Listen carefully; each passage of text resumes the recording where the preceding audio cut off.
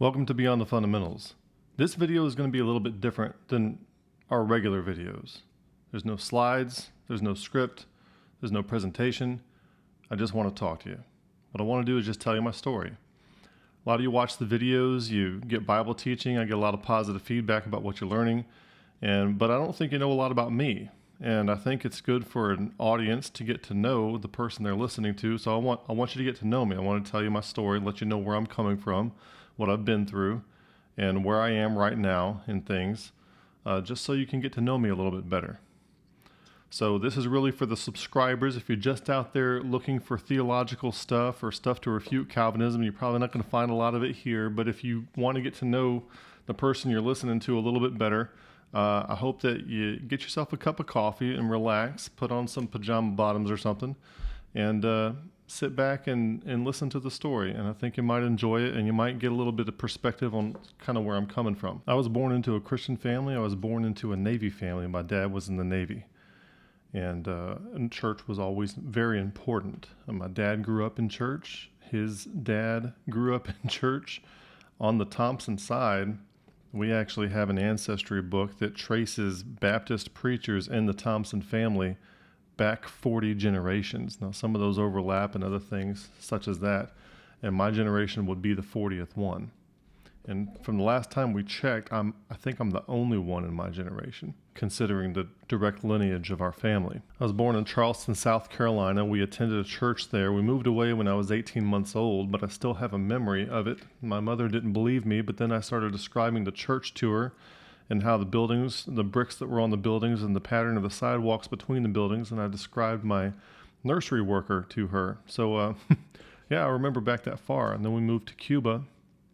And I remember Cuba. I remember going to church there. I remember in Cuba, my brother and sister and I, despite being very young, we used to sing a special in church sometimes, a song called Somewhere in Outer Space. God has prepared a place for those who trust him and obey.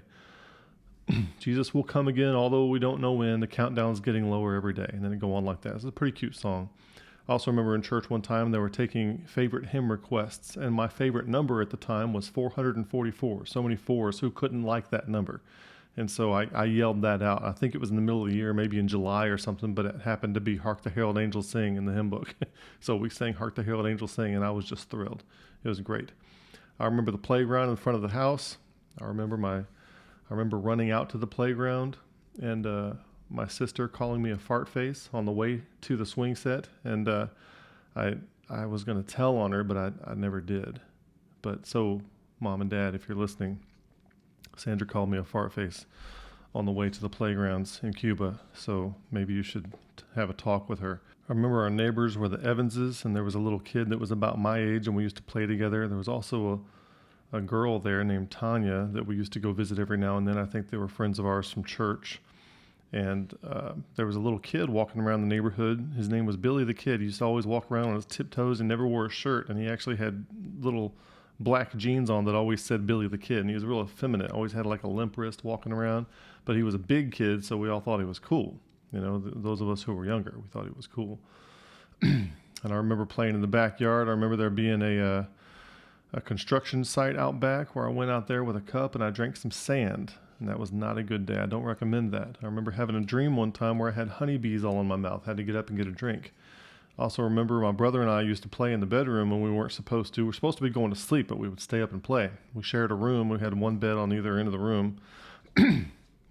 And we would be divers. You see, we would take our underwear and we'd put it over our head so that the leg part was right over our face, like a diver's mask, and we'd swim around the room, you know, and you could walk up on the bed swimming around. We were looking at the fish and things like that. And my dad would hear us playing around in there, and he would come in there to get on to us and to scold us. And he would try to be mad, but I think he thought what was going on was kind of funny. You know, we had underwear on our heads, and he's like, "Y'all go to bed." And now I can kind of see that he was trying not to laugh. I remember looking at the door of the bedroom, and the pattern of the wood on the door kind of looked like a ghost, and I thought that was kind of scary. So I remember those times. So church has always been a very important part of the family. It seems like in my memories of our family, everything kind of always revolved around church. It was always very important. It was kind of the center of the social structure, and any importance hierarchy that was going on had something to do with church all the time. I also remember when we were moving out of Cuba, we were in temporary housing for a while, and I stole a piece of bologna and ate it, and I hid in a closet to eat it because I don't think I was supposed to have a piece because dinner was coming up, and I hid in a closet to eat it, but then I had bologna grease all over my fingers, and I couldn't get out of the closet.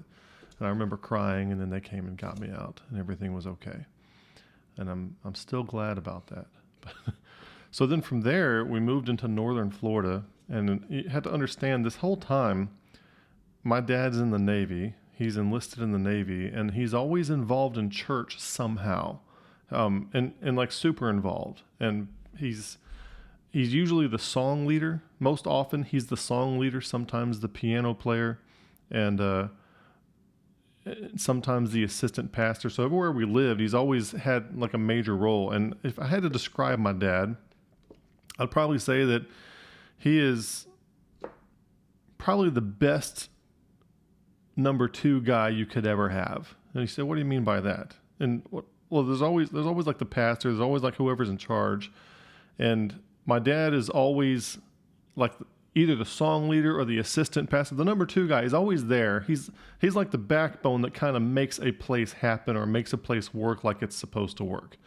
And when he retired from the Navy later on, he was the senior enlisted advisor, always faithful, always doing his duty, always doing the right thing. That's my image of my dad, just unwavering, unfaltering, most faithful person you could ever, and regardless of the circumstances, nothing would ever shake him or break him. I never heard my dad say a cuss word. It just straight by the book, doing what has to be done, being faithful, doing what you're supposed to do.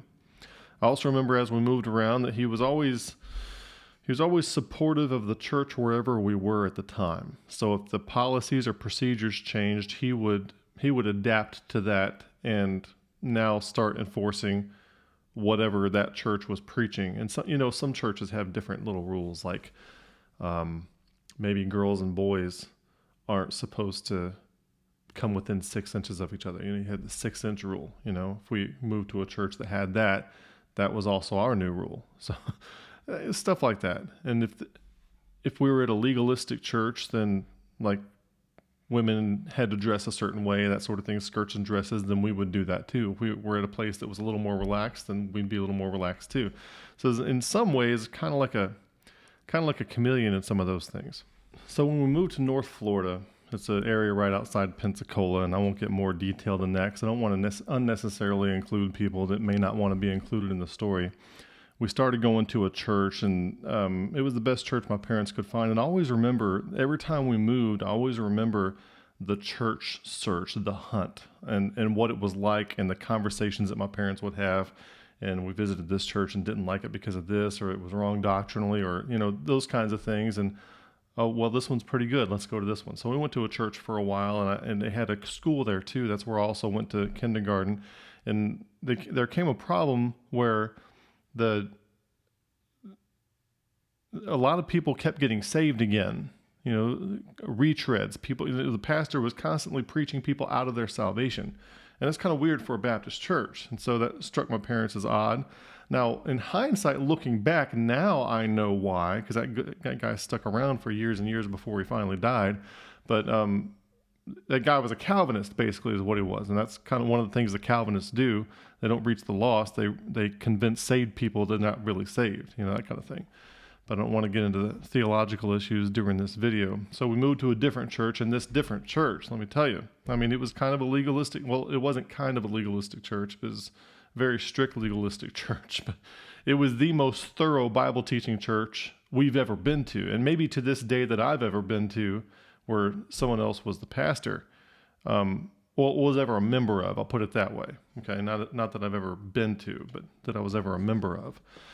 And it was a legalistic, independent Baptist church, and the women had to dress a certain way, skirts and dresses, and people were strongly encouraged not to have a TV in the home. And if you were going to do anything for the church, like anything from teaching a Sunday school class to being an usher to singing in the choir, you had to sign a document stating things that you wouldn't do, like you wouldn't use tobacco products or alcohol or go to the movie theater and stuff like that.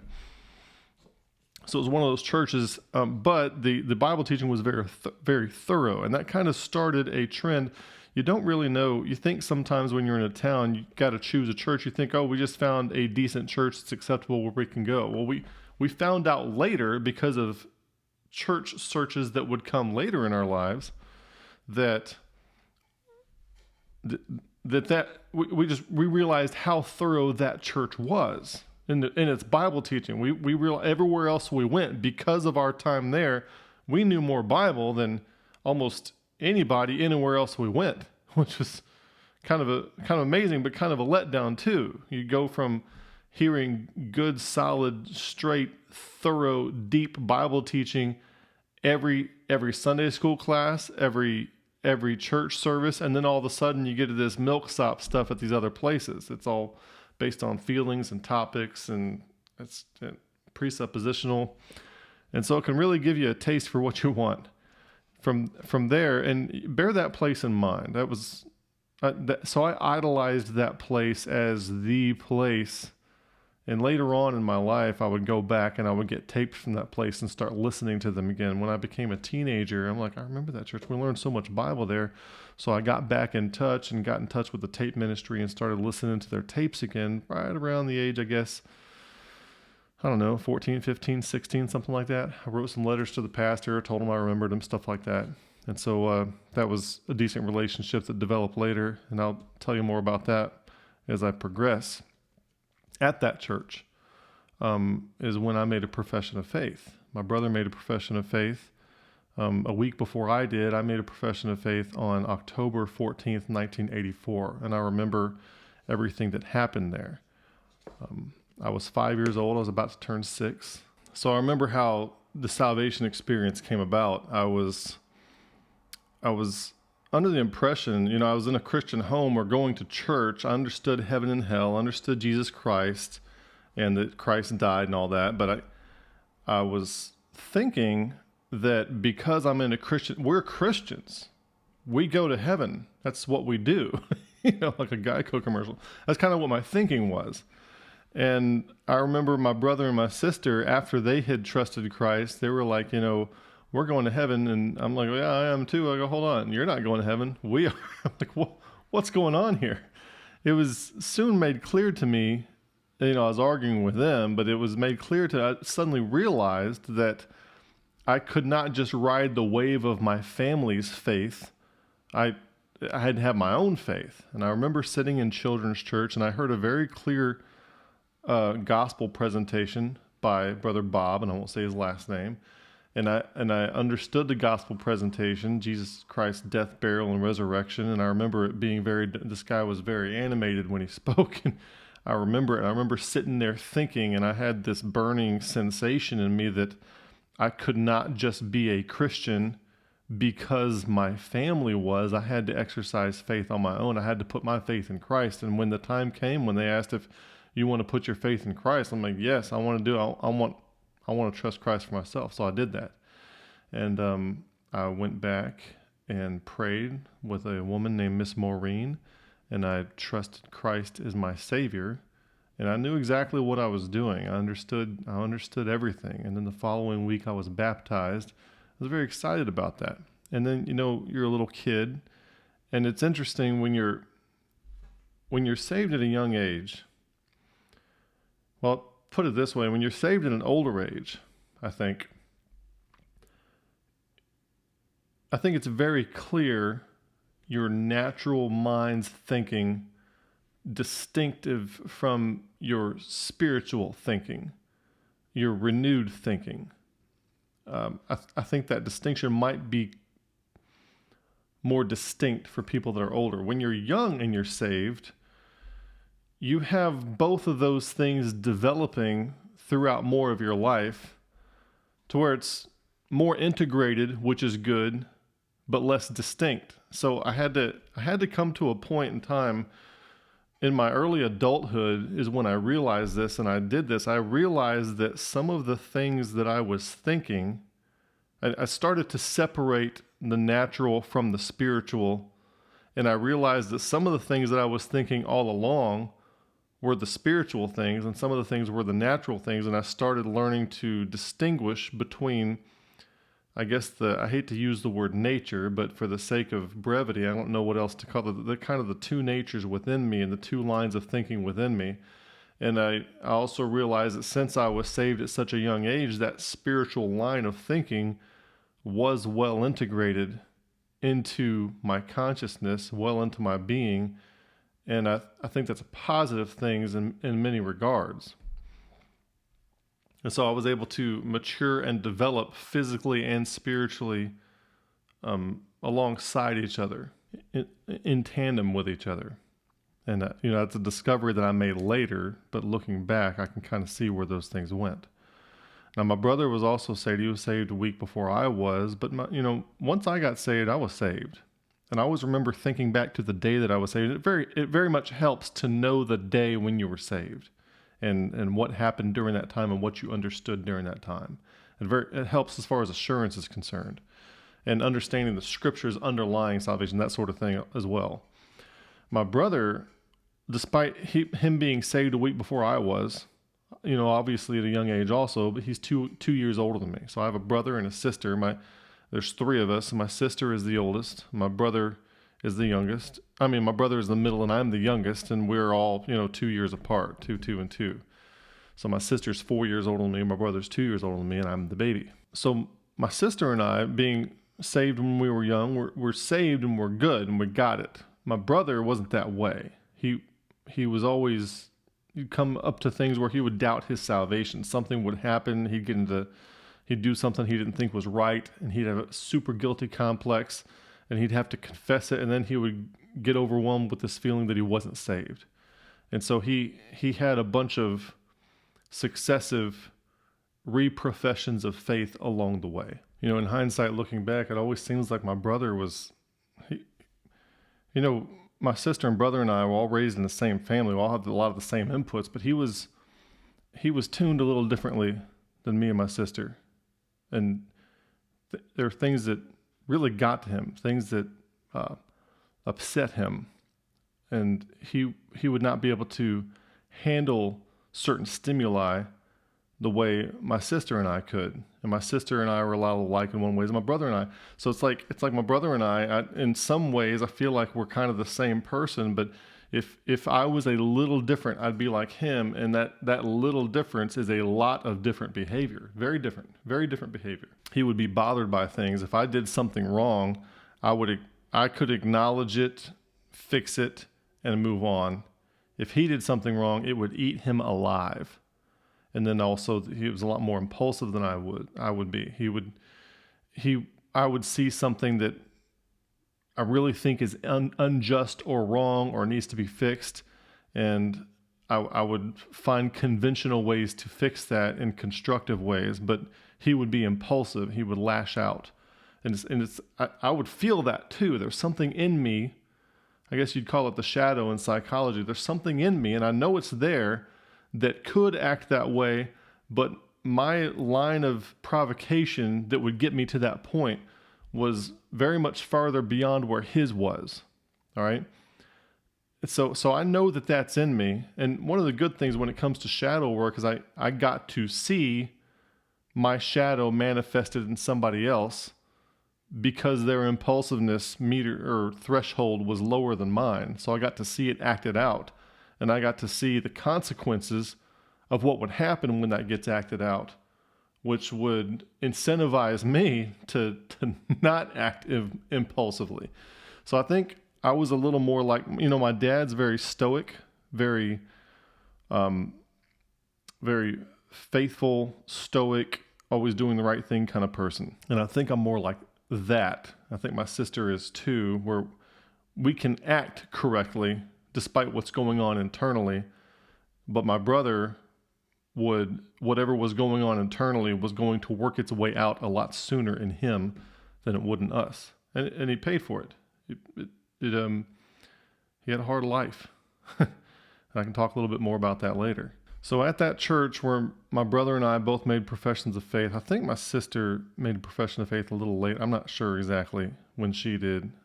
I think it was there in that town, but I'm not sure. But I remember in that church, my dad was the youth director at that church, and I remember having everybody over at the house, and my mom was very involved, and she would incorporate some of her hobbies into having things for the teens to do, like we would do ceramics and stuff like that. And I wasn't one of the teens at the time, but it was my parents, so I was in with the youth group, but my sister was. And so I remember all that. I remember having everybody over to the house. One time I remember like wrestling and stuff like that too. My dad would wrestle with some of the teens, and that was always kind of fun. I remember one night we faked a rapture. Like my dad and a couple of the older boys went out to get something at the store, like some soda and chips or something.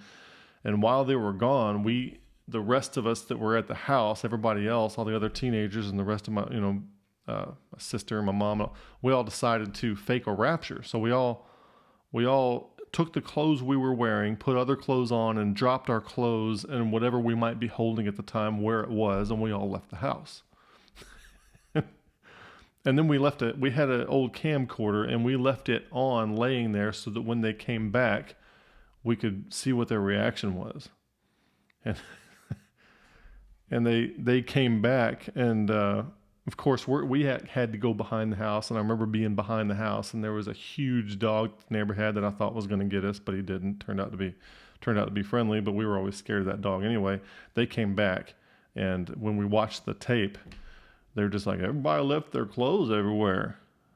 I wonder where they went. Nobody thought the rapture had happened. But anyway, it was still fun. Still fun. From there, we moved to Tampa, Florida, and I think I can say the name of that town because the town's big enough to where it doesn't give anything away necessarily. And, my dad's always, we found a church eventually, and that church, it also had a Christian school, so the three of us kids wound up going to Christian school there. My sister graduated high school there. My dad retired from the Navy there. And he was also... there was another song. Sometimes he would be the song leader, but he was the assistant pastor there for a while. And there was some shenanigans there with the pastors.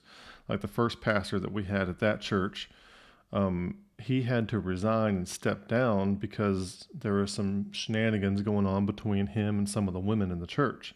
It turned out that the church had a lot of, well, I won't get into that. I mean, I think that's clear enough. So that was kind of disappointing because that he was actually a good preacher.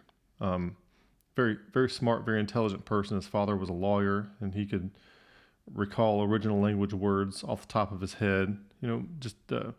He was in a play one time. We did a Patch the Pirate play, and he was Patch the Pirate, and he didn't even look at any of his lines until the night before the play, and then he executed them all flawlessly. I mean, it was an amazing mind on that guy.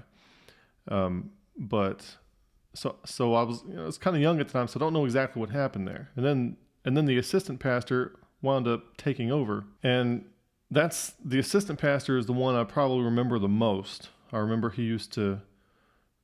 some sermons he would preach over and over again. He had one called The 20 Attributes of a Harlot.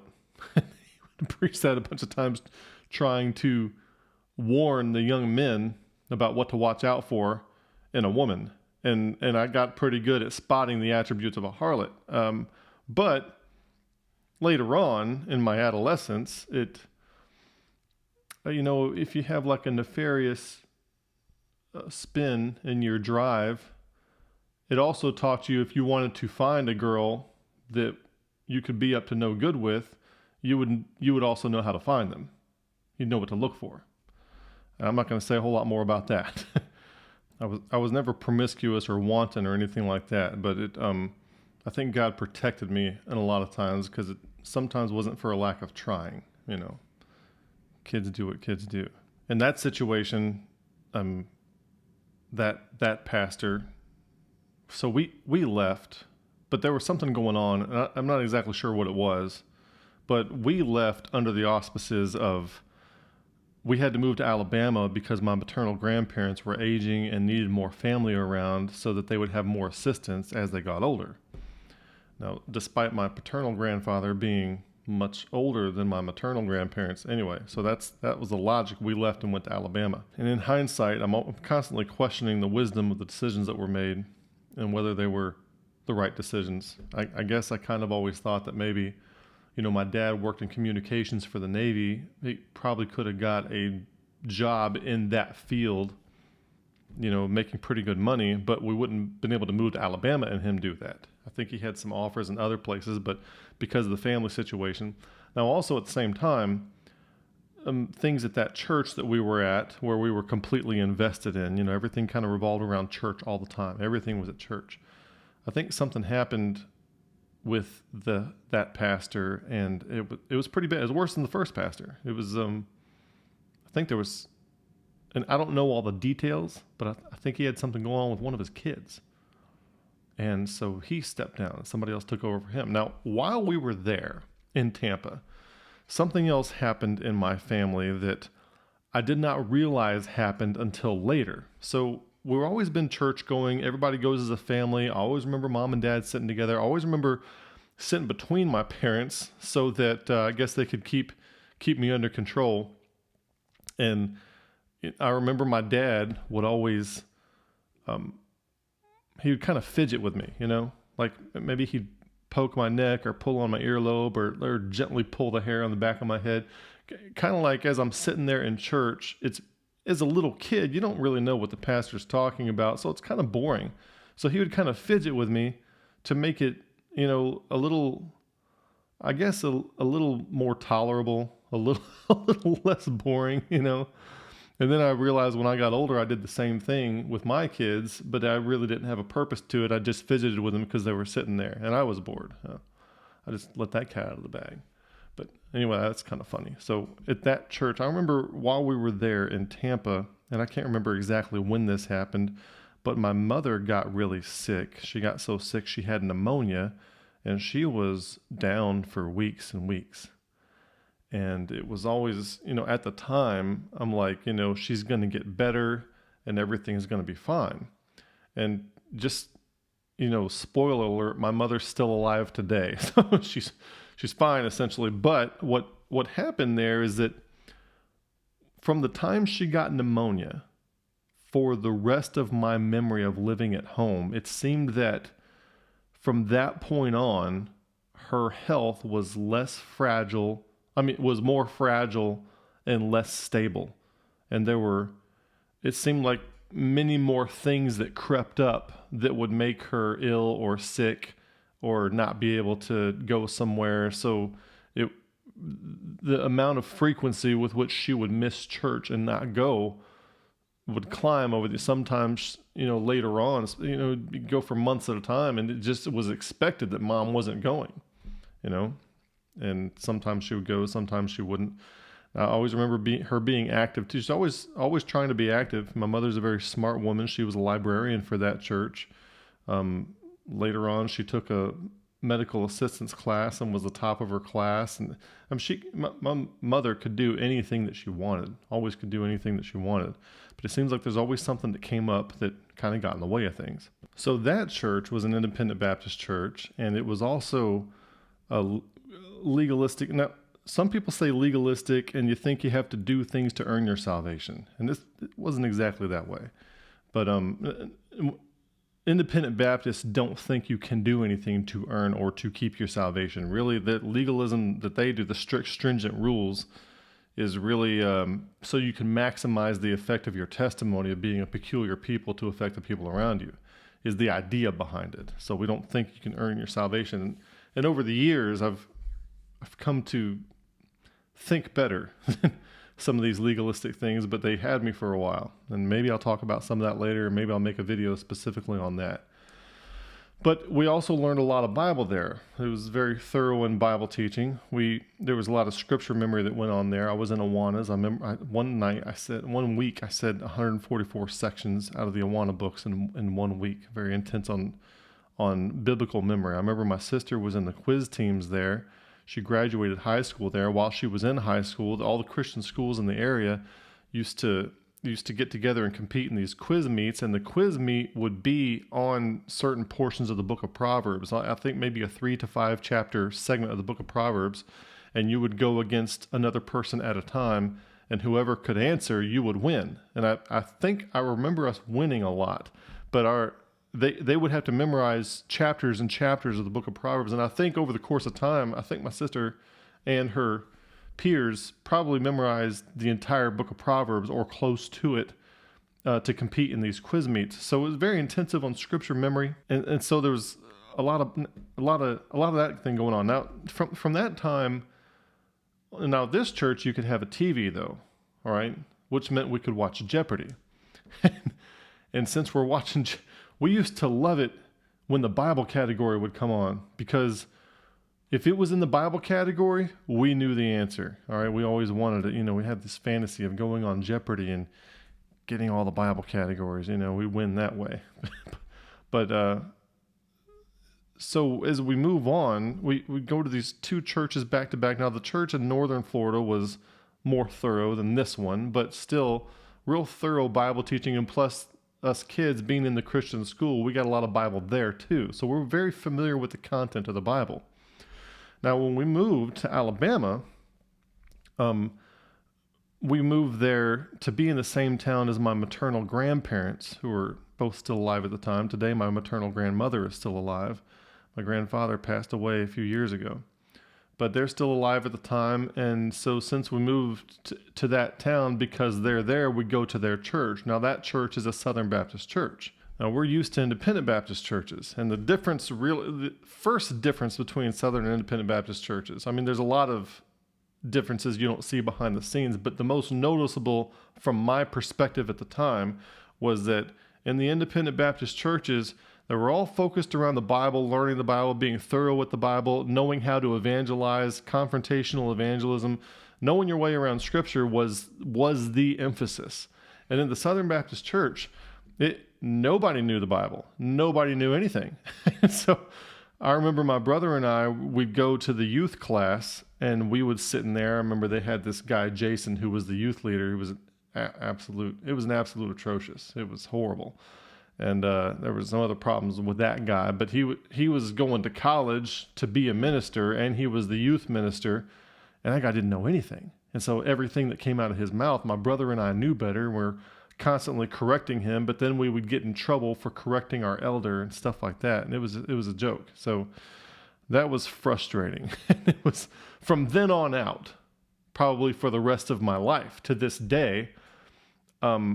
I'm frustrated going to churches at how little information is put out, at how little emphasis there is on the actual Bible or the content of the Bible, and how weak and watery and milky whatever's being presented is. There's just nothing there. As a person who's interested in the Bible, it doesn't satisfy. There's nothing there. So it was while attending this church in a small town in Alabama that I came to the point where I felt the burden to preach. I don't know if you call it a calling or what, but I felt that I had something to say that needed to be said. And one of the reasons I felt that way is because I knew things were true that weren't being said that I thought would be helpful to people. And I remember sitting in a sermon when I was 16, just overwhelmed with how much was not being said in the sermons. Somebody's got to say something. And then I also started to realize at that time my inability to articulate what I thought needed to be said. And then my awareness of that grew over time. So I was involved in a lot of things. I went to public high school while I was there. I really didn't get involved in a lot of shenanigans. My big thing there was ROTC. I was thrilled about the military. When I was in ninth, they just started up their ROTC program. It was Air Force ROTC. And since I was a military brat, I'd grown up pretty much on an Air Force base before I moved there. They had Air Force ROTC. I thought it was great, even though my dad was in the Navy. So I was in Air Force ROTC, and right away I got very involved with things like the color guard and drill team, presenting the flag, and drill and ceremony, and then twirling rifles. And by 10th grade, I had led a color guard team to winning a national championship in color guard presentations. So that was pretty cool. And then we got a regional championship my senior year with Armed Exhibition Drill Team, twirling rifles and throwing them and not dying while we were doing it, and doing it in formation, and going up against some very tough schools like the ones in Biloxi, and then Robert E. Lee High School, and one down in Jacksonville, Florida, that was really good. We had to compete against those, and we still won. That was down in Florida. So I was very, very involved in that. Would love that. So I constantly had kids from the ROTC program at my house, and the things we would do for fun we'd practice marching, we'd practice spinning our rifles, we'd practice our formation. That's the kind of things we would do for fun. And we were kids too, but parents loved me, because when kids came to hang out with me, we would do ROTC stuff, or we'd play basketball, or we'd sit around and play the guitar. And several of my friends learned to play the guitar while we're there during that time, and I would take them to church with me. So parents, they loved dropping their kids off with me, and I realized, especially as I got a little older, that the other kids were out, listening to all kinds of music, getting into trouble, getting arrested, smoking pot, doing all kinds of stuff like that. So I never really thought of myself as a good kid, but I guess in hindsight, you'd rather your kids hang out with me doing some of that stuff than some of the other things. So at the church, my dad is the music director. When we first got there, my grandmother was the music director, and then when she stepped down, my dad took that position. And then from then on out, he was pretty much the number 2 guy at that church. Like I said before, my dad has always been the most faithful person I've ever known. He's always the most solid number 2 guy anywhere you go. In any church, he's either the song leader or the assistant pastor, something like that, or a deacon. He's always something like that. At work, he was a senior enlisted advisor when he retired from the Navy. He's just that kind of guy. He's just the most reliable, dependable, faithful person you would ever want on your side, working for you, doing your thing. And he, always by the book, always doing the right thing. Just the most dependable person ever. So that's how I always saw my dad. And then meanwhile, my mom, as far as coming to church, because of her health and things like that, is kind of hit and miss. So there's a lot of times where he would go and she wouldn't go.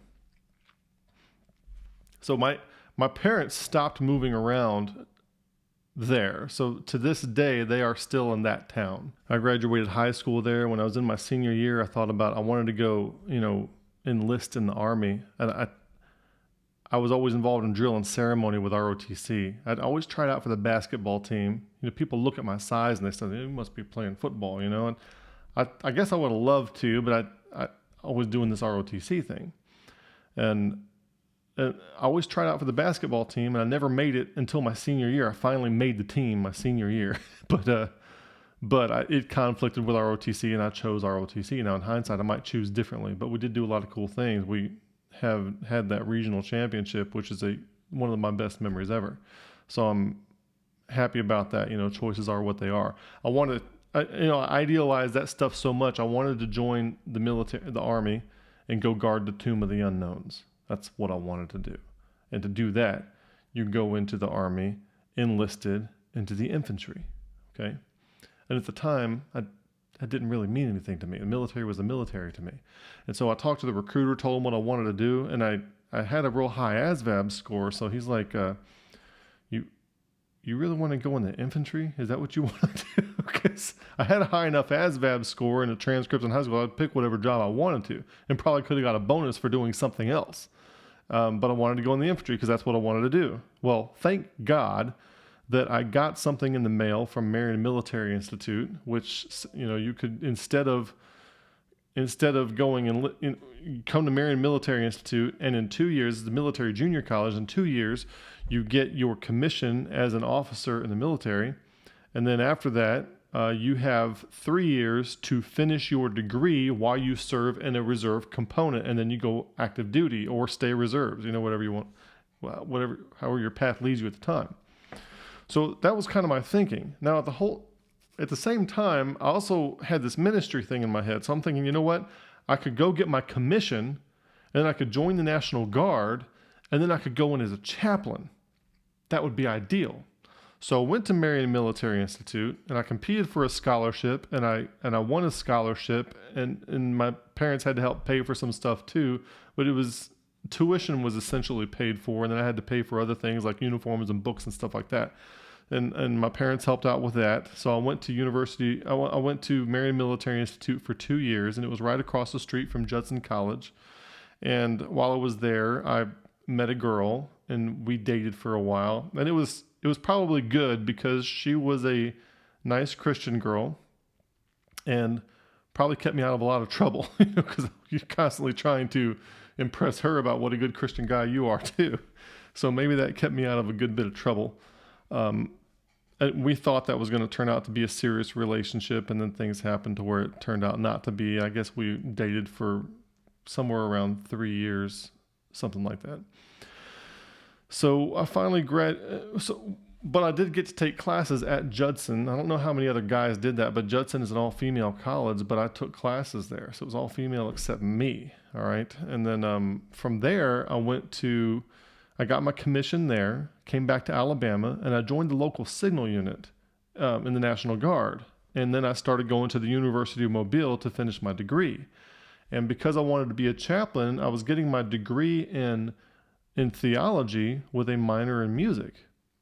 So I went to my first year, and then that first year, I started I realized things weren't jiving. Like that school recommended the NASB, and at the time I wasn't real strong on my stance. To me, regardless of how I was raised, I was going to go to school and I was going to learn better. I was going to learn better than how I was raised, and this school recommended the NASB, and by God, I was going to recommend it too, and I was going to go back and tell all these King James only people what nuts they were. They were going to educate me. And so during that first year, I was taking classes and everything, and I learned some things. You go back and watch our video on predestination, you can kind of see how some of that stuff went. But I started getting some exposure to Calvinism at that point, and at first I rejected it, and then some of my peers were Calvinists, and there was one of my peers was serving at my parents' church as a youth minister. I found out he was a Calvinist. At the same time, I started going to my pastor, and I just told him straight up, still going to my parents' church at the time. After coming back from Marion Military Institute, now I'm going to the University of Mobile. I'm still living in the small town where I was an adolescent, where my parents live, still going to that church.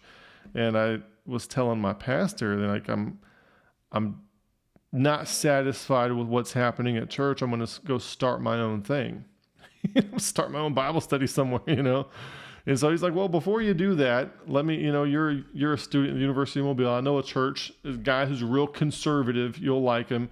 And I'll send you a recommendation. Maybe you can be the youth minister over there. So I'm like, okay, I'll try that out. I guess that's an opportunity. So I didn't know at the time, but by real conservative, people who don't understand the issues, that means Calvinist to some people. I think that's conservatism, And so he sent me there, and I remember talking to the new pastor, and that was about February of 2000. And I go to this other pastor, and he's a little older, and I'm talking to him, and I'm like, pray for my buddy over here at this other church because he's a Calvinist. University of Mobile got to him. And then he's like, well, what's wrong with that? And he started talking to me. So he started working on me. And then he's the guy that told me of the 5-year plan, that I've got this 5-year plan, and this church isn't Calvinist, but I'm going to teach them Calvinism over the next 5 years, and then pretty soon I'm going to let the cat out of the bag and let them know that they are now Calvinists. And at the time I thought that was brilliant. Infiltration technique, and I was falling for it.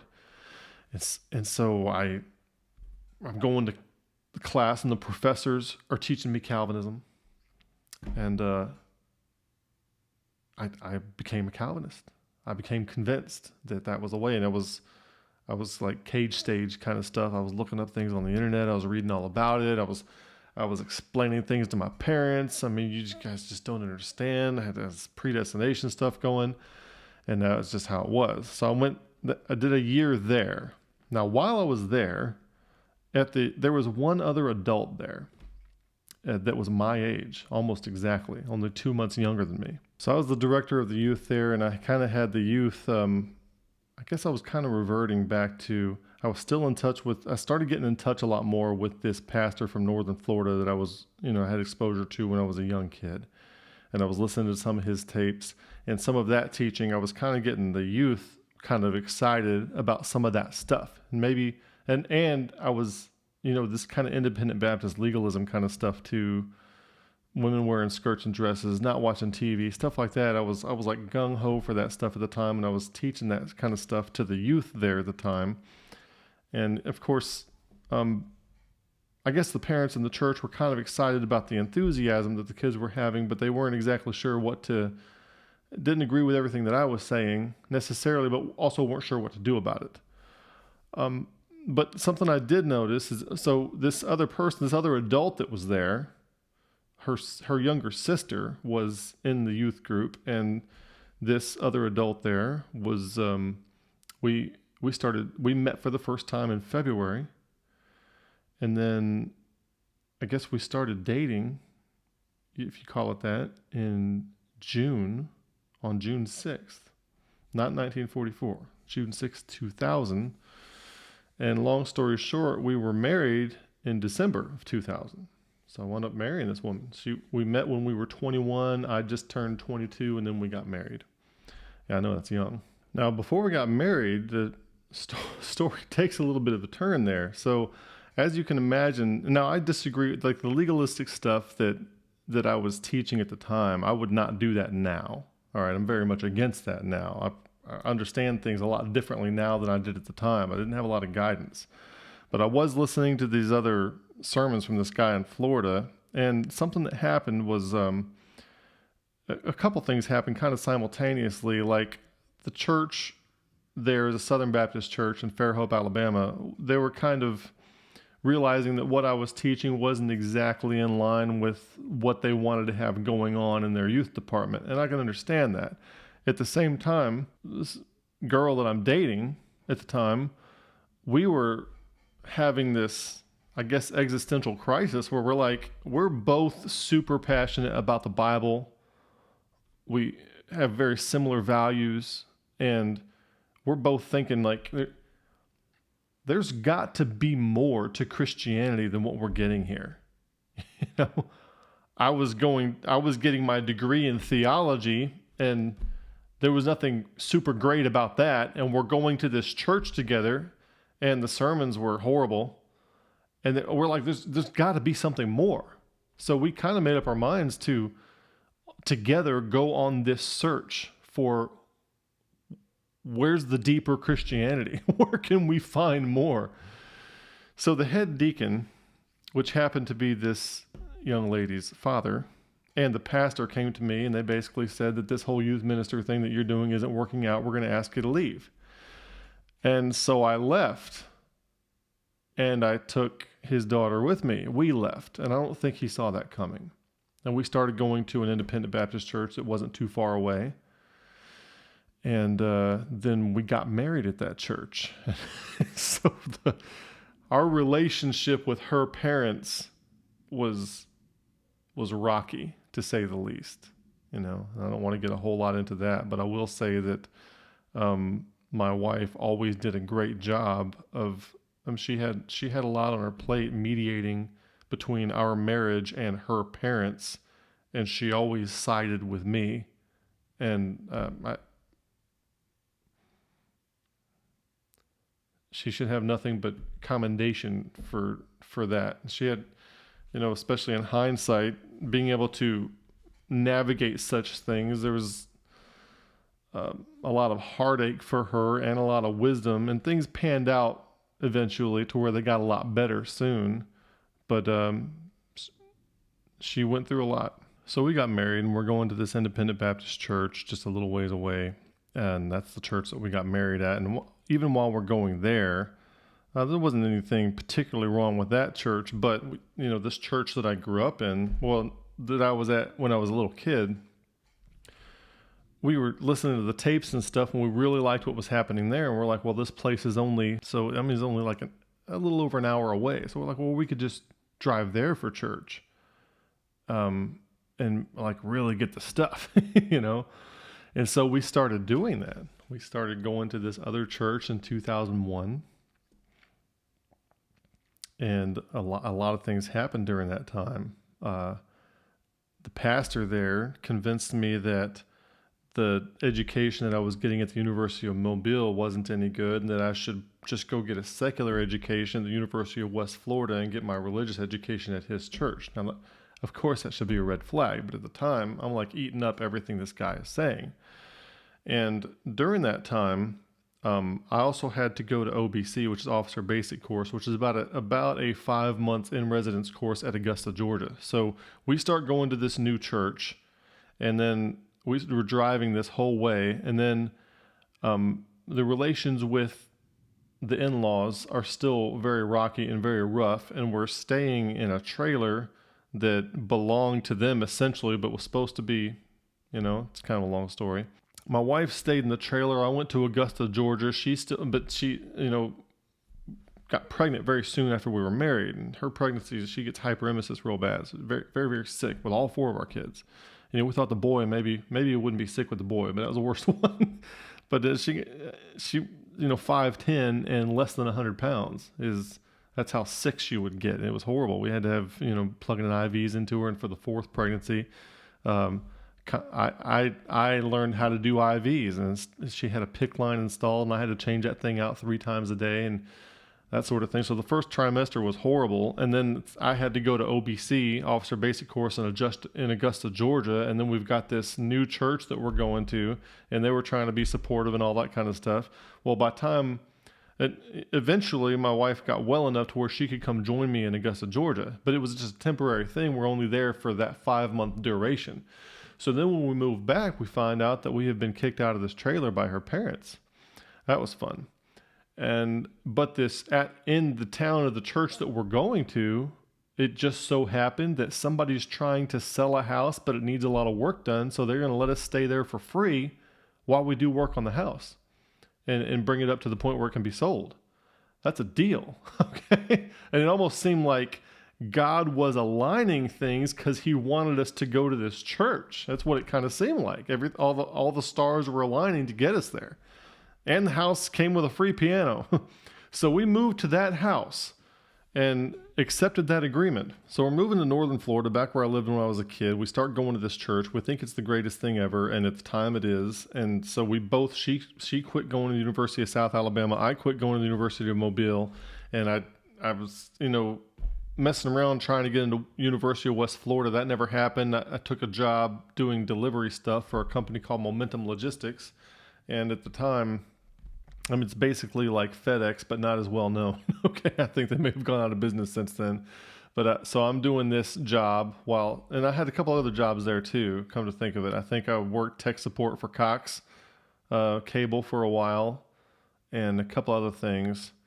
But, we're trying to make that kind of stuff. Meanwhile, the clock is ticking. I have to finish my degree for the sake of the Army. So we're there for about 2 years. And in June of 2002, well, not really 2 years, well, something like that, almost. In June of 2002, I'll just say it this way, that church, which seemed so great and seemed so wonderful and was super legalistic, turns out that the pastor was the most corrupt and vindictive cult leader I ever personally met. It's horrible. The amount of corruption that guy had going on was something I can't even describe to you. And in June 2002, it reached an impasse to where we could not go there anymore. And oddly enough, once that decision was made, the house we were living in sold. We had to leave. So it's almost like God wanted us, that's kind of our thinking. God wanted us to go there for a while, have that experience, and then whenever that experience reached its end, the opportunity to live there also closed. So we moved back. By this time, the relationship with her parents was better. We were able to get a trailer in Summerdale, Alabama. I finished my final year of school, and she did the working at a place called Print Excel. And so she worked us through that last year of my schooling so that I could go active in the Army. Well, we weren't sure that's what I was going to do. or go into the ministry or go on be a chaplain, something like that. But as soon as I finished my degree, and that was in May of 2003, I got a call, like the day after I graduated, I got a call from Personnel Command in the Army, and I was in the National Guard at the time. I think I'm going to stay in the National Guard, go on to seminary, become a chaplain, something like that. But the Army didn't see it that way. See, we had just invaded Iraq in March. And in May, I got my degree, and I got a call up, said, Lieutenant Thompson, you need to report, you need to go active duty. You're no longer in the National Guard. You're being accessioned into the active duty Army. And not just activated as the Guard, but taken out of the Guard and put in an active duty Army. And we need your qualified signal officer. We need signal officers. We need you to go to Iraq. So go to Fort Hood, go to Iraq. So that's what I did. So I was active duty in the Army ever since then, and spent through, so all during the time in the active Army. And my wife was always supportive. She's always been like super wife in the sense of wherever you go, I'll go. Whatever you do, I'll do, whether it's ministry or Army or whatever. All right. And we've been through some stuff. And so that was always great support, great, amazing support. So I deployed to Iraq, and she was, always very supportive when I deployed to Iraq. And that was during OIF 1. And I came back, and I remember when I came back, that coming back from a deployment it's rough and rocky times on a marriage.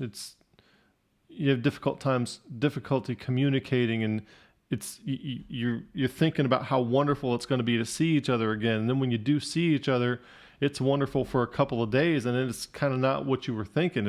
There's things, just problems, there's issues, And I remember through those issues, I deployed again. I remember some of those issues would come and go, and I remember going to counseling a couple of times and telling the counselor, my wife's a great person, we're not getting along, but so kind of what do I do, I never really felt like I got a good answer from that. But meanwhile, the whole time, everywhere we go, we're involved in church somehow, where I'm helping out with the pastor, I'm teaching a class, or I'm leading the music, doing something like that, kind of a lot like my dad always did. Sometimes I'd fill in as interim pastor somewhere. Sometimes I'd fill in for the pastor while he was gone, maybe for months at a time.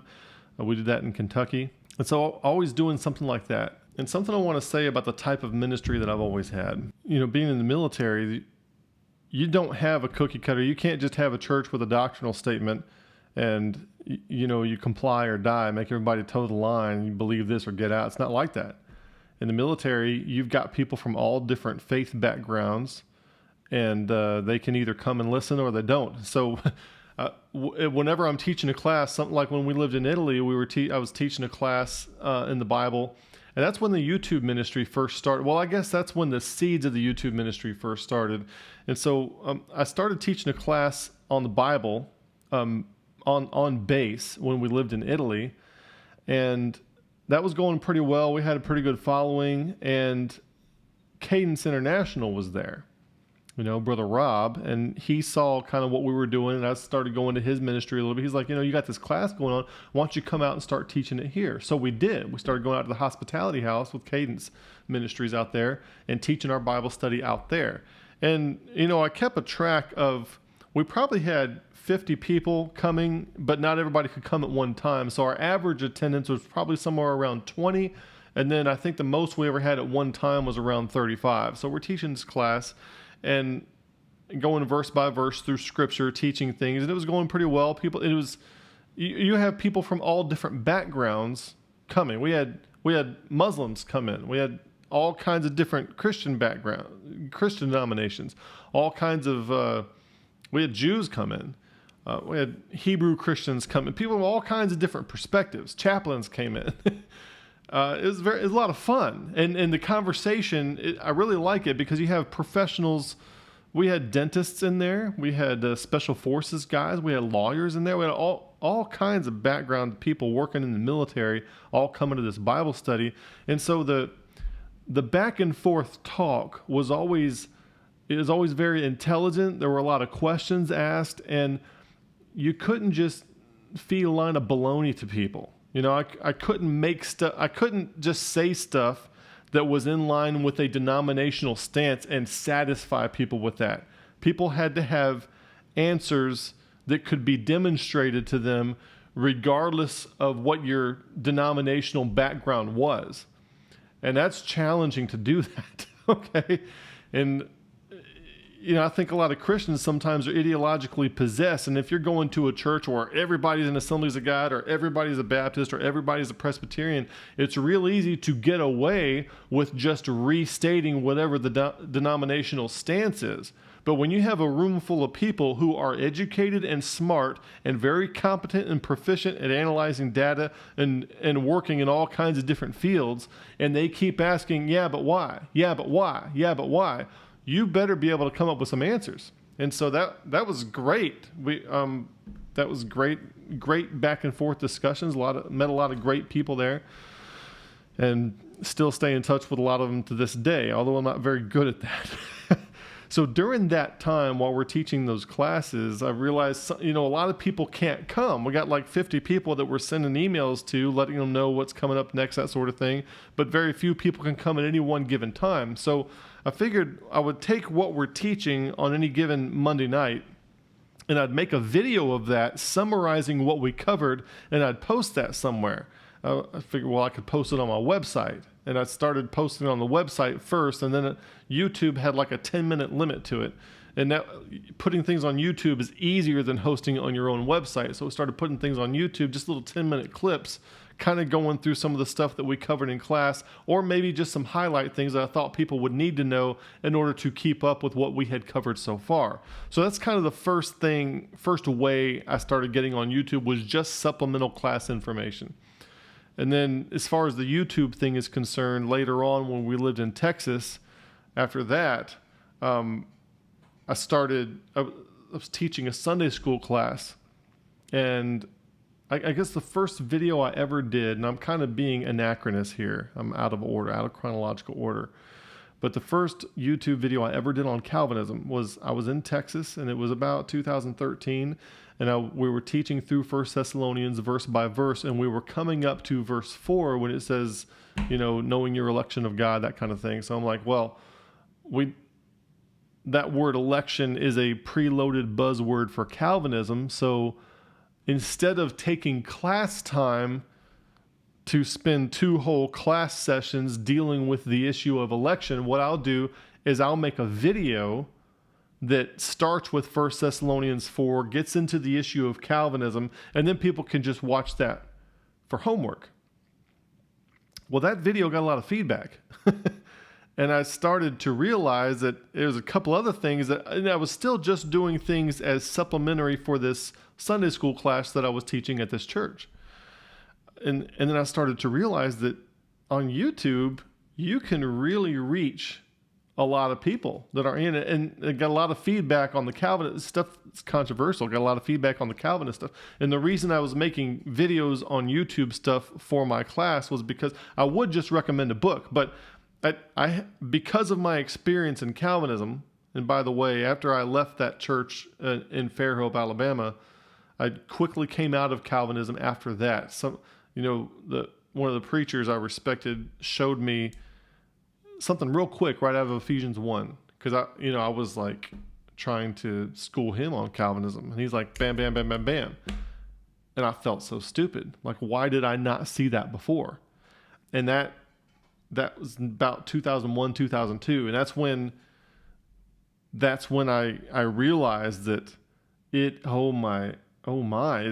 is so easy. It was so easy to dupe me and convince me into this system.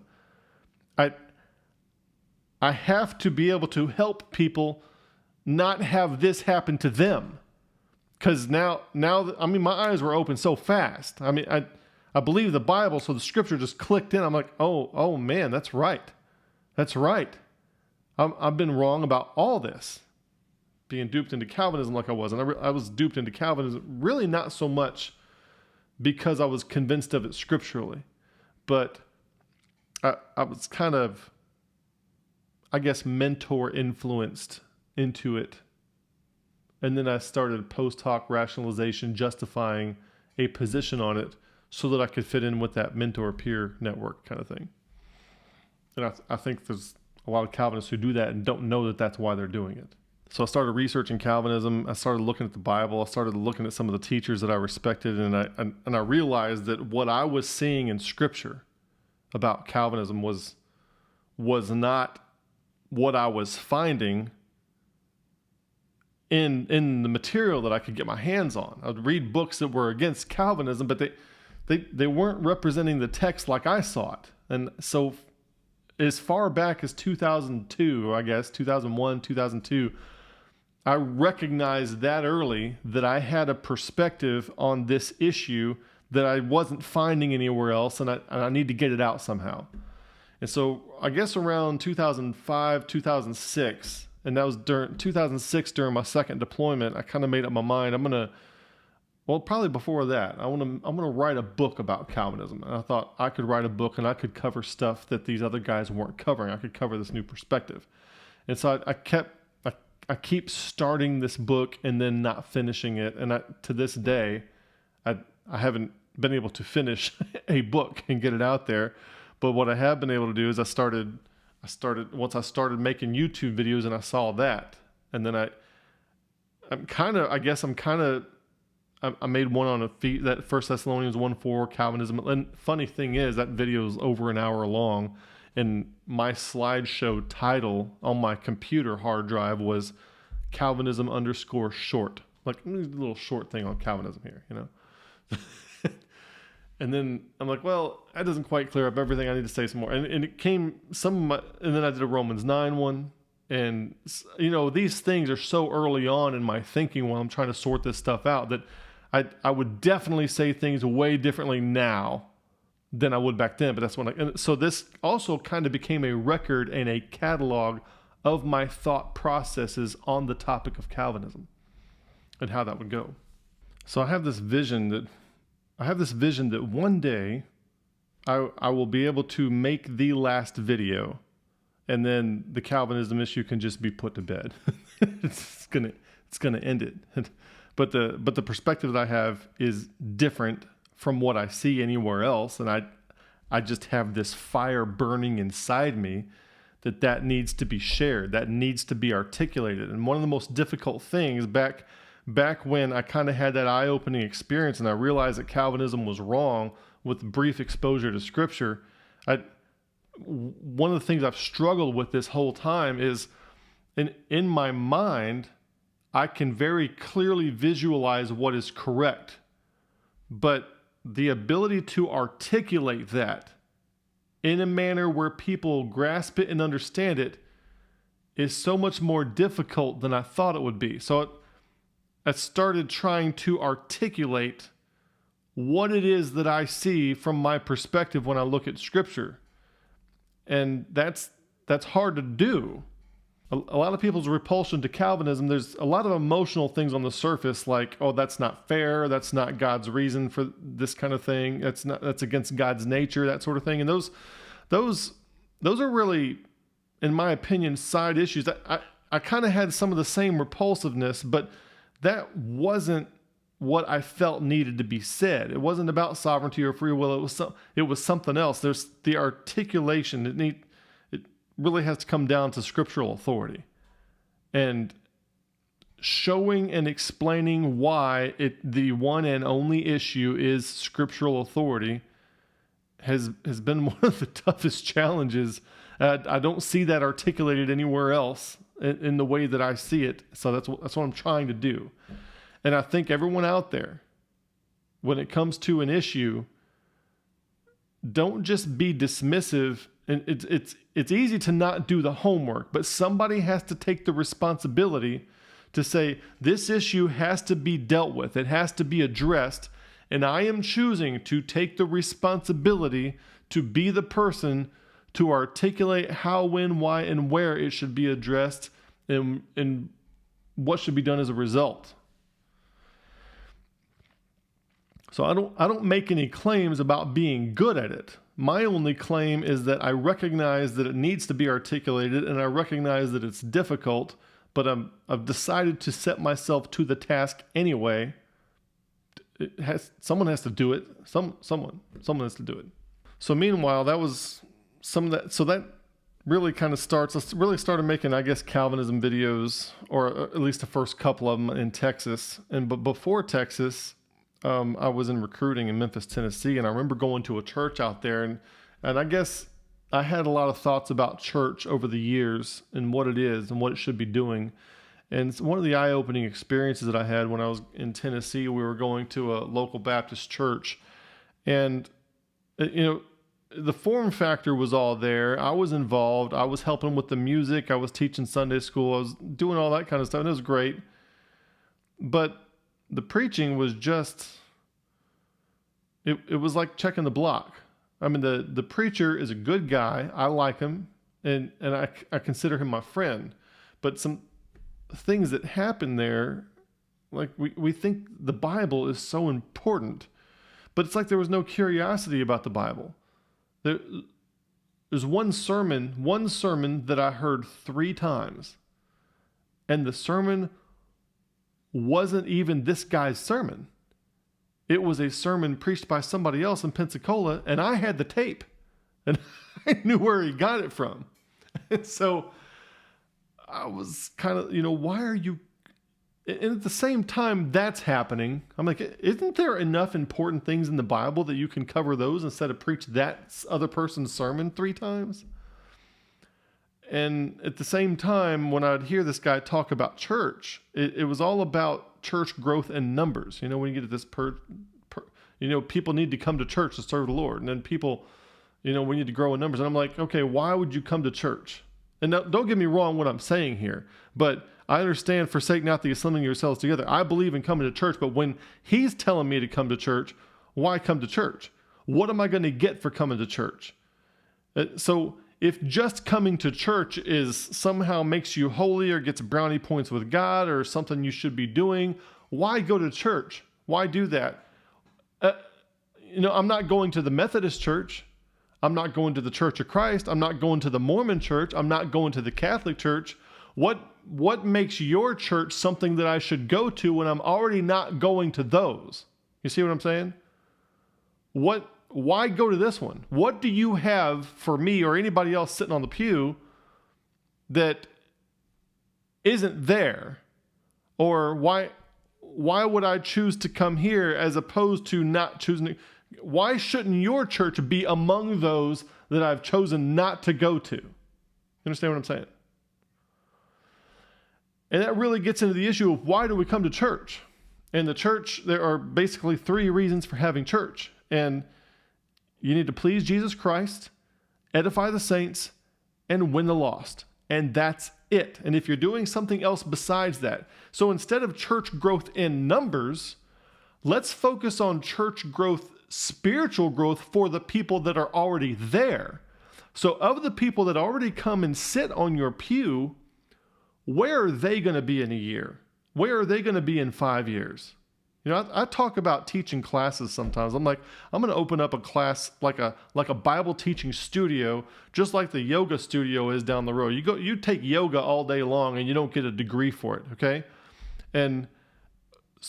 But people go pay for the class. So I'm going to open up a business where it has a recommended donation monthly amount like a gym or something, and you can come take classes, and it's just Bible classes, and it's basically your church. You come learn Bible there, but I can tell you, in 5 years, you will have learned X, Y, Z, and you won't need me anymore, and then you can go start your own ministry. So I'm taking you from one place to another. But why would I have to go outside church or start a new church model to do that?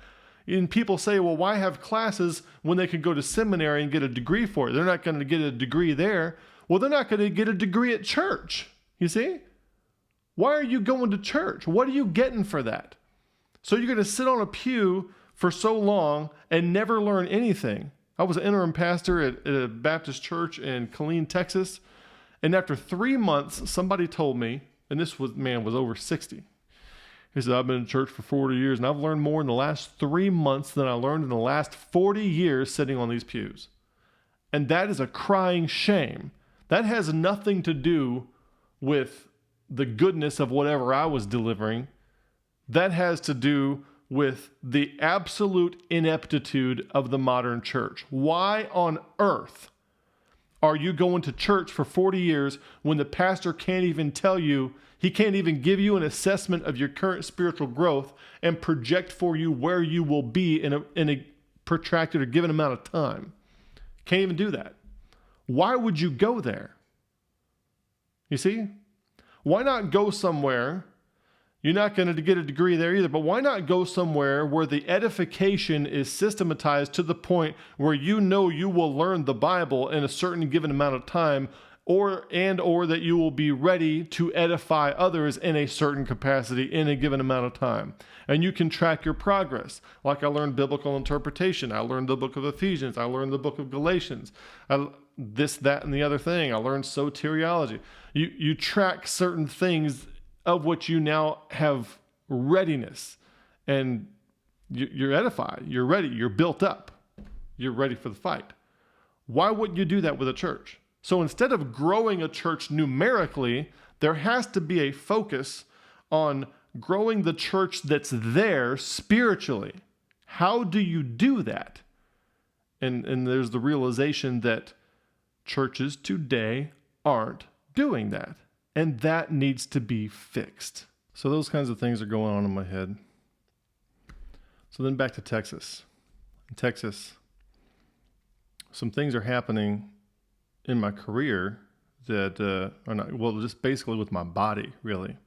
So I was the signal officer for the 4th Sustainment Brigade in Texas. And we would do things for PT, as physical training, do physical training every morning, you know.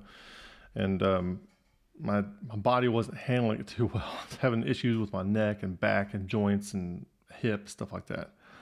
And back got so bad one day I went and had to get an MRI on my back because of the pain that was in. So about 3 days later, I get a call from a nurse case manager, and they said, "Major Thompson, you can't be in the Army anymore." That's basically what she said as soon as I answered the phone. "Can I speak to Major Thompson?" "This is Major Thompson." "Well, Major Thompson, we looked at your MRI. You can't be in the Army anymore." I'm like, "What?" I'm like, "What? What's going on here?" So what they found in the MRI was medical conditions in my back that basically would be called unfitting. And an unfitting condition is something that would permanently make a person non-deployable. So it wasn't like an injury, you know, it's not like a combat injury or anything like that. I think it's just what they called gradual onset, just carrying an 80-pound ruck all the time for so many years in the military. That sort of thing takes its toll on you.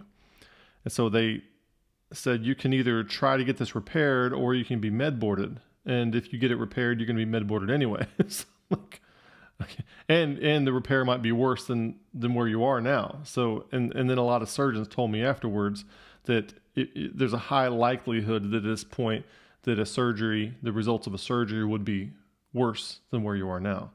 So basically I'm looking at a med board, and a med board is they collect all your medical data, and it goes before a board, and they determine whether or not you are fit or not medically to continue serving in the military.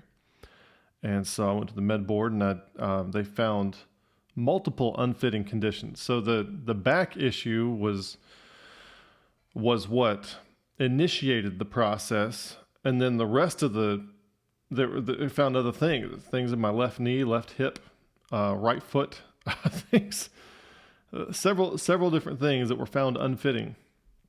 And then there were several other things that weren't necessarily unfitting in and of themselves, but they kind of exacerbated the rating to where it's pretty high rating degree of disability.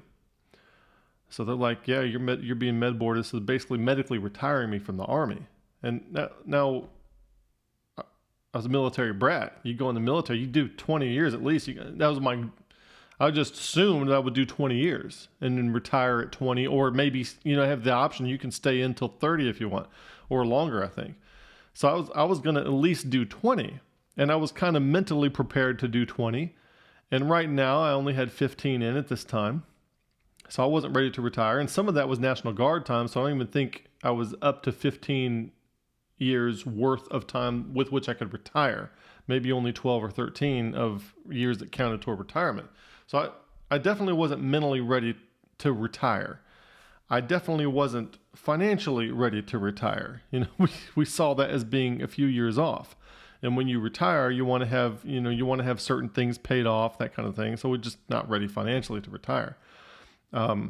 So I don't know if I'd call it panic mode, but things became stressful at that point for me, for my wife, for the marriage, for the family. And there's this big transition from the military out of the military. And my wife's always said, she liked being a military wife. She liked the support that was on base, the family readiness groups, the PX and the commissary, and meeting new people, having friends all over the country. The church environment is, just like that kind of thing, and having to leave that, not having a choice, but just having to leave. I guess it's emotional. It was for me, it was for her. So we're having to deal with that. At the same time, I've got to decide, just imposed upon me out of the blue, I got to get some other job and live somewhere else, or maybe live somewhere else, get another job there. So started the job search, and then time passed, and I didn't have a job yet. Pretty soon it came time to retire and leave. And so I was about to leave my military pay. So we're like, what do we do? So we went back to Alabama, where we had family. We're staying with in-laws. All right.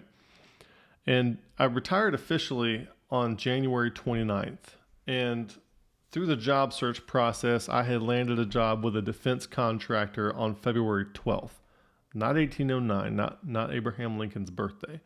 And then I actually went to work on February 18th. So it kind of looks like you retire on January 29th, you're at work on February 18th. Not a big deal. But when you're going through it and you don't know what that job is, or if you're going to get one, and you've got a bunch of irons in the fire trying to get something, and you don't know where it's going to be, you just have to find a decent job and take it. So I finally got a job working as a defense contractor here in New Orleans, which was about 3 hours from where we were in Alabama at the time.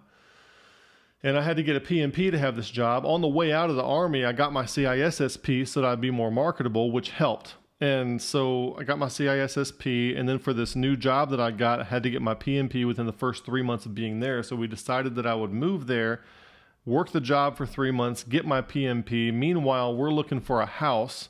So that was February of 2015. And we wound up, I got my PMP on May 8th, and we bought the house, I think, on May 15th of 2015. And then the rest of the family moved up. Now, that all sounds good, well, and fine in hindsight, but as the family, they're staying with family. That's stressful. And then some things, one of my children did not handle that stress and anxiety very well, and that manifested itself in some very concerning ways later on in 2015 that resulted in hospitalization and family counseling to follow that. And that family counseling is me and my wife and that child. Lasted, I think, for over a year. We were doing family counseling, the three of us and a counselor. And sometimes the counselor would talk to just one of us, just me or just the wife or just the child, but not very often. It was designed to all be together. And that wasn't a Christian counselor. And that, I don't know if you can see where this is leading. So meanwhile, we live in New Orleans. So we're looking for a church, and we visited a bunch of churches, and nothing just really clicked, And we tried a bunch of them. Nothing was really doing it for us. Independent Southern Baptist churches, Bible churches. So we finally found a Bible church that had Awanas. I'm like, Awanas is pretty good for the kids. So at least we'll take them on Wednesday night so they're getting something. So we took them on Wednesday night. We said, we'll take them, set them in Awanas, and then we'll go into the adult Bible study and endure that because, of course it's going to be awful because everything we had heard so far in the whole town was awful.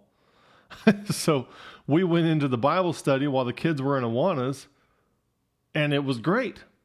It was really great. I mean, the guy knew what he was talking. He was teaching out of King James Bible. He knew what he was talking about. He wasn't a Calvinist. He was He was thorough. He was knowledgeable. He was, I guess what you'd call red pill. I mean, he was awake, and you don't find many awake people behind the pulpit these days. This guy was awake. I mean, he got it. And, I didn't agree with everything that he said, but it was great. It was refreshing. Didn't think we were going to find anything like that in this whole town. Thought we'd just exhausted all our options so far. And here was this little gem, and it wasn't too far from the house or anything. And then we found it just because it had an Awanas program. And then found out that the Bible study, the teaching was great too. So we started going there. Well, that was a Bible church, Heritage Bible Church. As we're going there, come to find out there's a sister Bible church across the river over in Metairie that they had a lay pastor because they couldn't afford a pastor, and the church was dwindling in size, so they're going to close the doors. Meanwhile, the pastor approached me, and we talked, and well, let's kind of back up a little bit. As I'm leaving the army, right? As I'm leaving the army, I always wanted to go into ministry initially to begin with. So we're thinking, well, one of the jobs I was looking for was to go into the ministry. And so among all those job searches, we were candidating for positions at churches, and we got a place where we could basically, because of our financial situation at the time and getting out when we did, we couldn't just take, it had to either be a full-time position that paid well, which doesn't really happen in evangelical churches, all right? Or we had to be bivocational, where I have a secular job and then do church work on the side as a part-time thing. So that's kind of what we were looking for. We'll find a church and then we'll get a job there.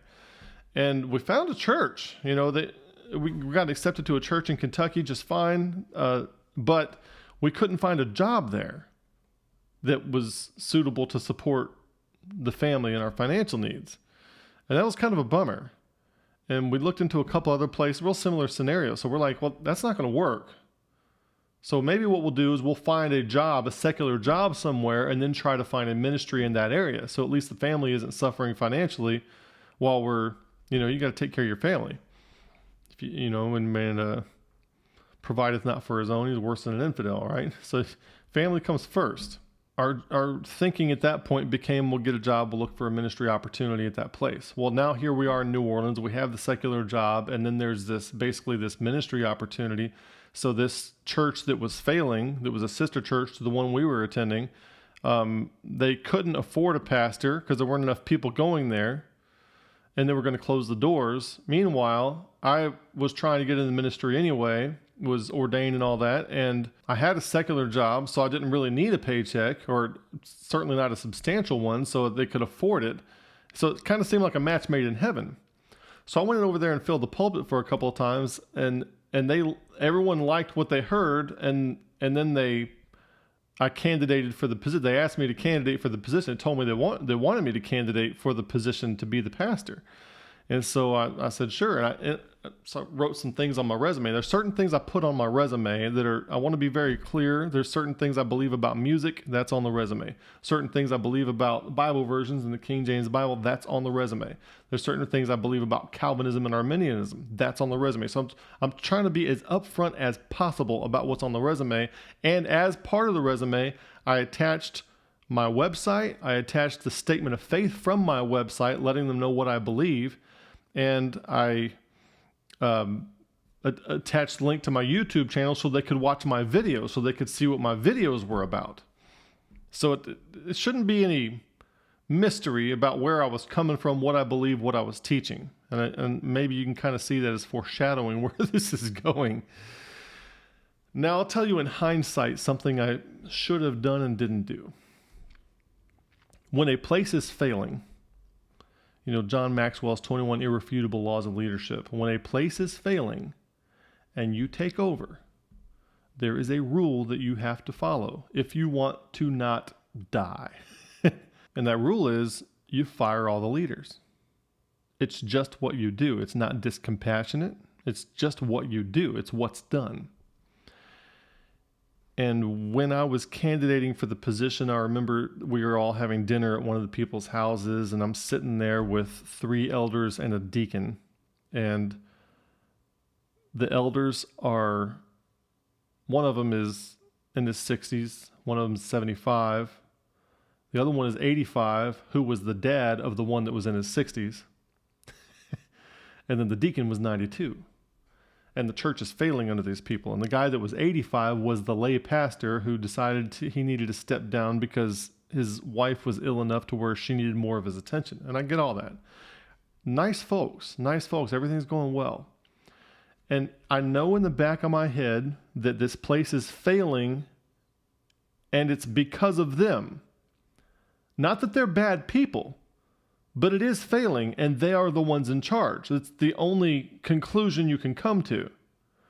And the rule is when a place is failing, you fire the leaders. So what I should have done was only taken the position on the condition that they step down as elders and deacon, or that in a protracted amount of time, within 3 months or within 6 months, they are replaced with other elders and another deacon, something like that.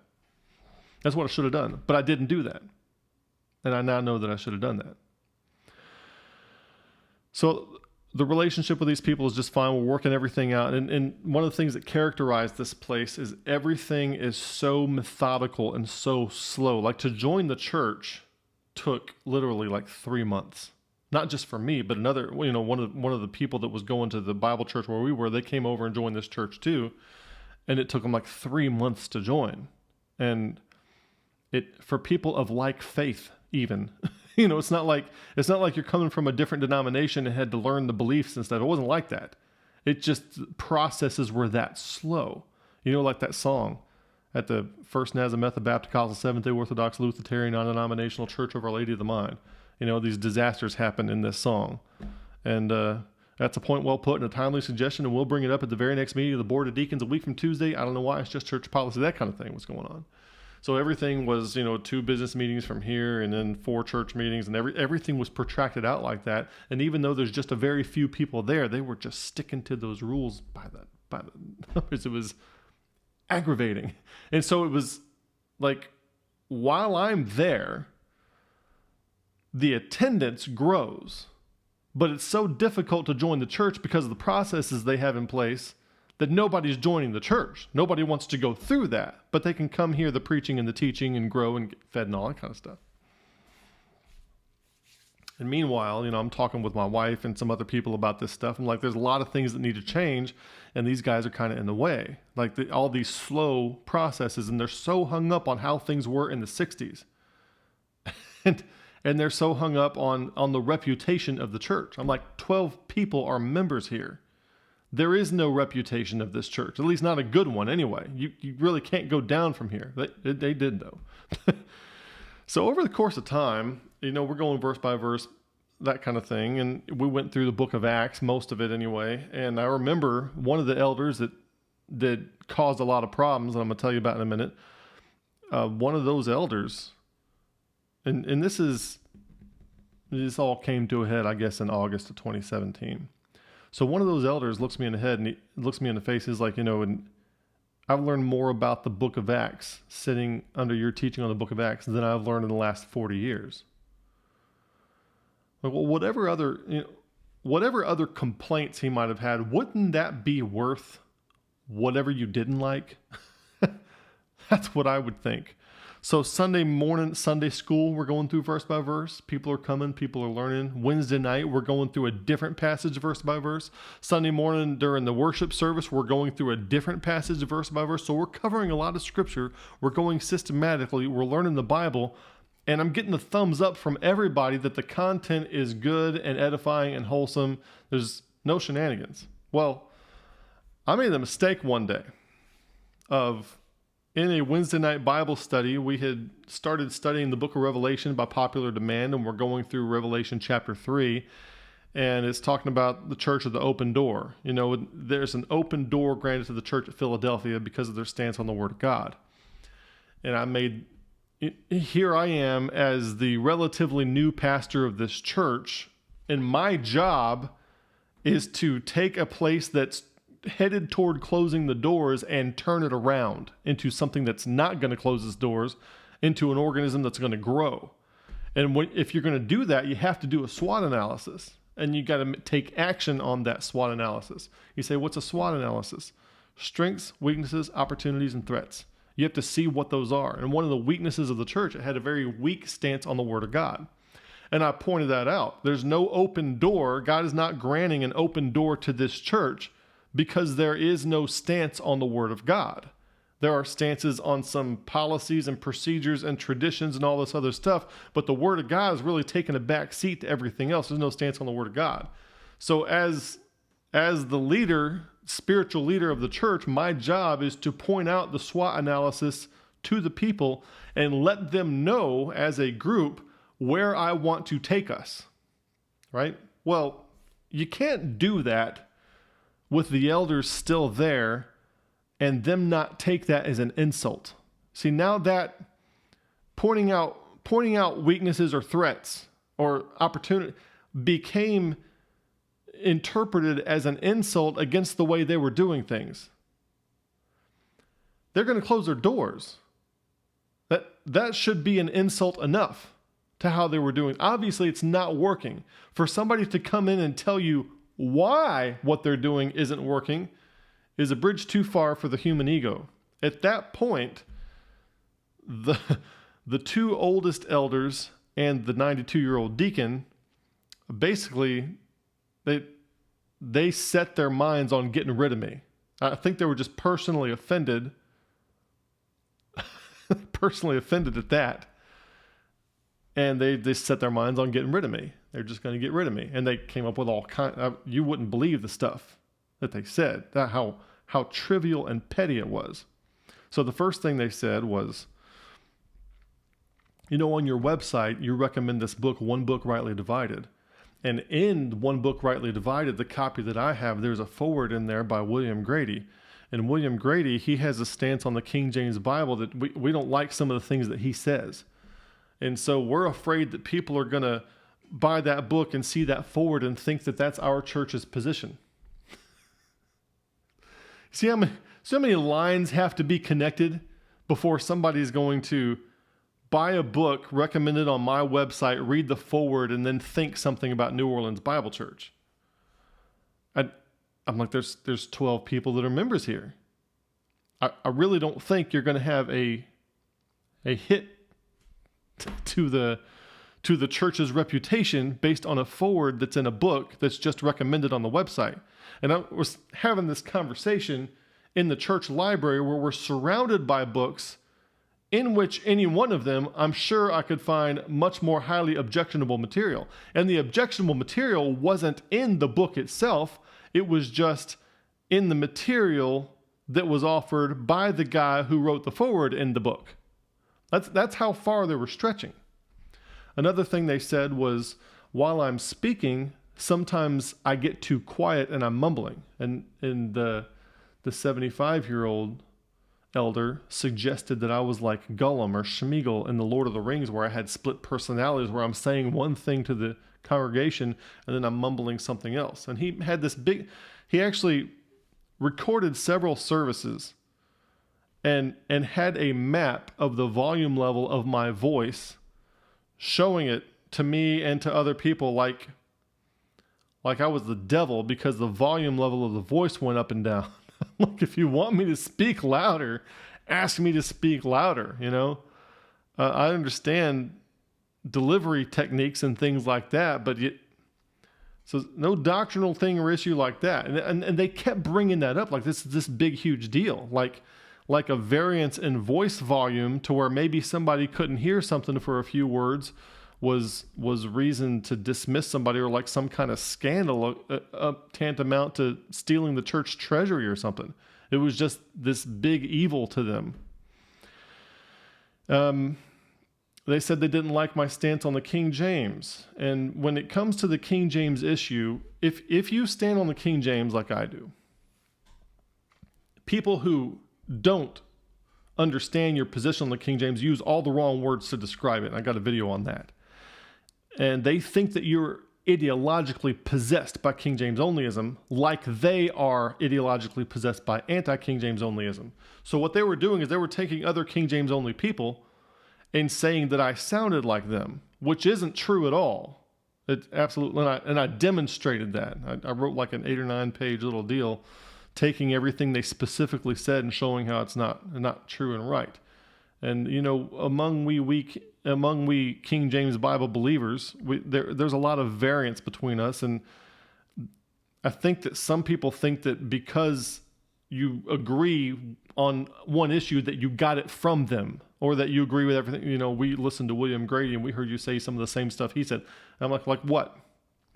Couldn't say. Couldn't give me any specifics about what I was saying. Now, what I did do, I didn't even give a presentation on the Bible version issue at church. But what I do while I'm presenting is everyone who's against the Bible, you always see them comparing translations, and everyone, my professors, all these people, they're all like, the King James Bible translates it poorly here, and this is a better rendering. It's always against the King James. All I would do is I would put 11 different versions up there, and I would explain why the King James is correct. I'm doing the exact same thing the other people are. I'm just disagreeing about which one is correct and explaining why. But I'd never make a big deal out of it. But I would just, King James wasn't the only one I used. I used 11 different versions. It wasn't the only one I preferred. I preferred a different version. All the words they use are wrong. So they tried to bring that issue up, tried to treat me like I was ideologically possessed. They didn't use those words. They didn't have that vocabulary inside them to understand that, but that's what was going on in their head. They think they're trying to treat me like I'm a puppet of some of these other people, and I'm not. And as a person who believes the King James Bible, I'm vehemently opposed to a lot of other King James only people. Just FYI, I have my own reasons for believing, and it was on my resume when I got there with an explanation of where they could find why I believe that way. And they were all fine with it when I got there. And then they started to attack my statement of faith, which they had access to when I got there. Said, we don't like the way it says we believe because people might see your website and think that that's our church's stance. So I went and changed all the we believes to just statements that don't say we believe in front of them. So everything, it's so petty. And if you're listening to this, you're like, what such pettiness is going on here? So they really didn't have a good reason, but I think they were just offended that the SWOT analysis I was giving out did not reflect well on the effort put forth by the people who were in charge before I got there. And so they put it, these elders and the deacon decided to get rid of me, and they were basically a decision looking for a reason, basically a witch hunt. They're basically looking for a reason to get rid of me at that point. And just those elders. The rest of the congregation that was coming, they're oblivious to what's going on. So they met and they voted me out. And the church constitution had some problems with it, and I looked things over, and I guess they had the power to do that. Now, they did some things wrong procedurally, and I pointed that out in the thing that I wrote. Well, the congregation got really upset about that, and they decided that, no, we're going to have a congregational vote, and we're going to overturn what the elders did because we want Brother Kevin to stay as our pastor. Well, that finally worked through their 2-month-long process to where that vote finally came. But when that time came, the elders brought people we had never seen before in our lives. For all 17 months that I had been there, people I had never, ever seen before who somehow were eligible to vote at this church, which wasn't very big anyway. So all the people that were growing, that were coming, were not members because becoming a member was so difficult, and so they couldn't vote. So the people who voted to retain what the elders did, they outnumbered the voting members who wanted to keep me, but not the quantity of people who wanted to keep me. So after that was over, the rest of the church met with me, all the people who were actually attending, and they're like, we want to keep having church with you, as the pastor. So we did. So we started meeting in another location, and it was the exact, we lost 3 elders, a deacon, and a building, and kept the whole church that was actually coming and just moved to a new location. That's essentially what happened. That was in August of 2018. That was August of 2017. So we started having church at this new location. This actually is a Spanish Pentecostal church. Let us use their building, for a fee. So we did that while we were growing our numbers and stuff like that, going to get our own building eventually. Meanwhile, that's in August. So in September of 2017, my dad divorced my mother. I couldn't believe it. And we found out it was going on before that. And I got a call earlier than that, a few months earlier. My dad's like, I'm going to divorce your mother. And honestly, my parents kind of seemed like they were going through the motions. I could understand why those two would get divorced. And he had reasons for it. And it turned out later on, it kind of went back and forth. Like we don't believe in divorce. We never have. I remember when I was going to Marion Military Institute, I was talking on the payphone, because no cell phones back then, talking on the payphone to my mom and found out that my sister was getting divorced. And I'm like, what? Whoa, we don't get divorced. And then things started happening with my brother, and he wound up getting divorced. Now he remarried his wife, but I'm like, we don't get divorced. That's not what we do. Well, in 2010, I had just taken command of a recruiting company in Memphis, Tennessee. And the day I took command, I took command on Friday. And the following Monday in August of 2010, I got a call from my dad. And my brother and his 9-year-old son had been killed in a car accident. And it was horrible. The most horrible thing you could ever imagine. And I remember my dad asking me, he's like, are you sitting down? And I knew something bad was coming. And the first, the story isn't always right off the bat, but the first story was that my brother Stephen was killed directly on impact, but that my 9-year-old nephew survived at least to be taken off in an ambulance. And I could imagine was the confusion and fear in this 9-year-old child without anybody that he knows around him, and your dad is dead. I just couldn't stomach it. Well, come to find out later that they were both killed on impact, which doesn't make things any better. So that was pretty horrible. And having a brother die, it's like another version of me. I don't know how to describe it. It's like another version of me that's dead, just gone now, just absolutely gone. And, you have somebody that you grew up with all those years, and you have all the same memories, watched all the same movies, went through all the same experiences, went to all the same schools, same churches, and you knew all the same people, and you speak the same language. And when anything happens in life, you call each other, you text each other, you tell each other about it. And, 2010, by then texting was pretty prolific. So we were texting all the time. And to this day, I found myself wanting to text my brother something like we watched Karate Kid growing up. And then when the Cobra Kai thing came back out and they're doing it on YouTube Red now, I'm like, oh, it'd be great. And I was about to call Steven and talk to him about it, but he's not there, so it's really weird. It's sad and it's horrible that he's gone.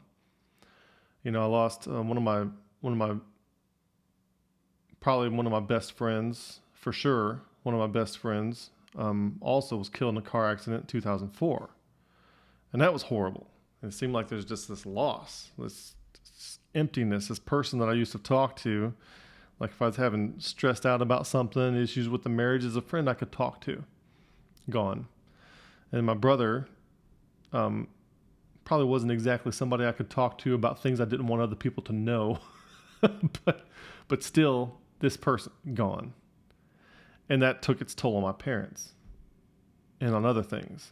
And, my mom not going to church very much. My sister and I kind of pieced together. My dad's kind of wavering back and forth on whether or not he wants to divorce my mother. And then come to find out, my dad divorced my mother eventually and married another woman almost immediately, and figured out that it had predecessory activity to it. And that's just, the most faithful man I ever knew. Having that kind of thing happen is just devastating. And so having grown up in church, I've got all these memories, and it kind of feels betrayed, So I have all these memories of church, the ambiance, the preaching, the music, the hymns, and my family was always a very musical family, so I have a lot of nostalgic musical memories. And they were always great and wonderful. You hear these songs again, it just takes you back. It makes you feel good and warm and safe and like you're near people that love you. It makes you feel that way. Well, now all those songs, all that music, it feels like it's been, if you've ever seen the movie Inside Out, it's like sadness is holding them all and they're all turning blue now. And it's a mixture of sadness and anger and maybe resentment and bitterness. I don't know. I'm not a fan of those things, but I can't be in denial that they exist. So that's kind of difficult, And so my parents get divorced. I mean, it's just unthinkable. And every day, the impact of that reality, which seems unreal, strikes me anew every day. And life is moving on. They still live in the same town. They're different houses now. And, of course, my dad's living with his new wife. And that's, the person, you just don't do that. That's not supposed to happen. And so it kind of seems like all the people I've ever looked up to are, the church leaders running around on women, doing stuff with their kids, horrible, doing stuff, being a corrupt cult leader. It's like all these people I ever looked up to, everything's breaking. Everything's broken. Everything's not panning out well. And my sister and I talk often about how things have happened in the past, that all the people we knew that were at these churches where everybody's fervent for the Lord and serving the Lord, they're all off track now. Some of them are Buddhists. Some of them don't want anything to do with church or God, and I can understand it. There's part of me that doesn't want anything to do with church. And I don't want to be so. I'll tell you this. This is a King James Bible. It's a Cambridge Bible. I believe the Bible. This is actually my favorite Bible. I love Cambridge Bibles. This is my favorite one. This went on my second deployment with me. I got my name imprinted on the back there. I think that's kind of cool. And actually, this is, I've talked in other videos about my little umbrella chart that I sketched out one day when I was in Iraq. And there it is right there. I sketched that out during a staff meeting in Iraq, and then it became a slide later that you can find on the website now. So I believe this book. I believe the Bible. I don't necessarily believe in how other people represent it. I believe in assembling together with other believers, but I'm not sure that what's going on at church is necessarily in accordance with what's in this book. The one thing I do know is I believe in this book. And it seems like a lot of things are falling apart. And there's really two things that keep me going. It's my kids and this book. I believe this book is true, and I want to be here for my kids. It's kind of the main two things I got going on. So my parents get divorced, and that's horrible. That bad thing happened at the church, and that's horrible. And my wife took that really hard, and so did I. Her parents come to visit, and there was an issue with negligence where her dad left we had a family dog, he's a border collie. I had him for years and years, and he got left in the truck. Not in the truck, but he got left in her dad's van. And so the dog died in a hot van on a hot day in September of 2017. So all these horrible things are culminating around this time. Meanwhile, the relationship between my wife and I is getting strained, I guess. About 2 weeks after the dog died, and best dog you'd ever want. Of course your dog's the best dog you could ever want. You can't just replace a dog, but we had little kids too. My youngest two now are 9 and 6, and of course they were younger at the time, 2 years younger than they are now. So they were 7 and 4, and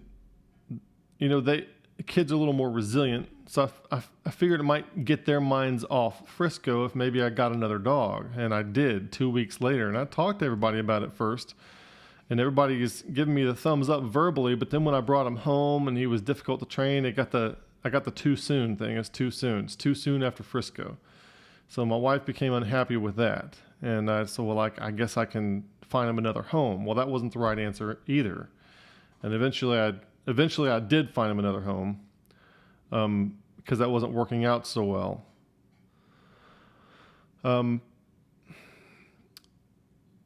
So my wife wasn't too happy with what was going on at the church. Her main complaint was with what just happened at New Orleans Bible Church, with how horribly we were treated. And we were in this together. And even though I was the pastor, she was also working in Sunday school. She was the director of Sunday school superintendent. We're trying to help. It was a small church. We're trying to help out each way we can. And so we're rejected as a family from this church. Now, my perspective was, well, we weren't rejected by the church that actually attended. We were rejected by those 3 elders and a deacon.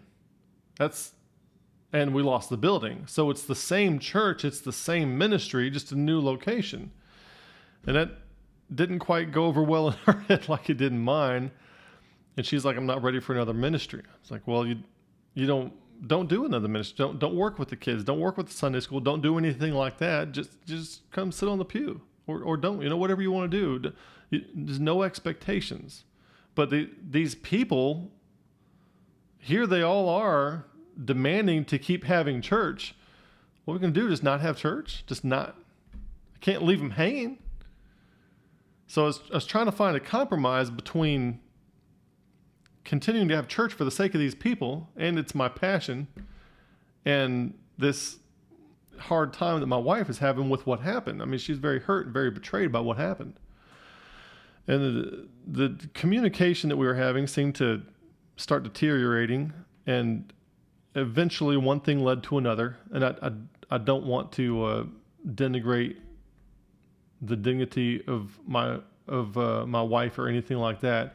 But eventually the D word came up, and from what I recall, it came out of her mouth first. And as soon as I realized things were that serious, the D word being divorce, we don't get divorced. So as soon as that came up, I went to church the very next service, and I told the people, I'm like, I love you guys, but I've got serious problems in my family, and I need to stop having church indefinitely till we get this resolved. And the idea was that we would stop having church, and then me and my wife would get back on track, get back strong again, and then we would resume, whenever she was ready. Well, kind of things just deteriorated. The communication, when other people would get divorced, I would think, I've had all this training in church about relationships. You got to do this, this, and this. And I've had all this training about communication and conflict resolution. You got to do this, this, and this. And here I was in the middle of this situation, and it was crumbling, and there was absolutely nothing I knew to do to stop it. I tried lots of different things, and I don't want to get into the details there because I don't want to tell a side of the story that might misrepresent my wife, because that's certainly not what I want to do. But it came to a point where I saw divorce as inevitable. So I went and got legal counsel, and I'm like, I think my wife might leave with the kids. She might get divorced. What do I do?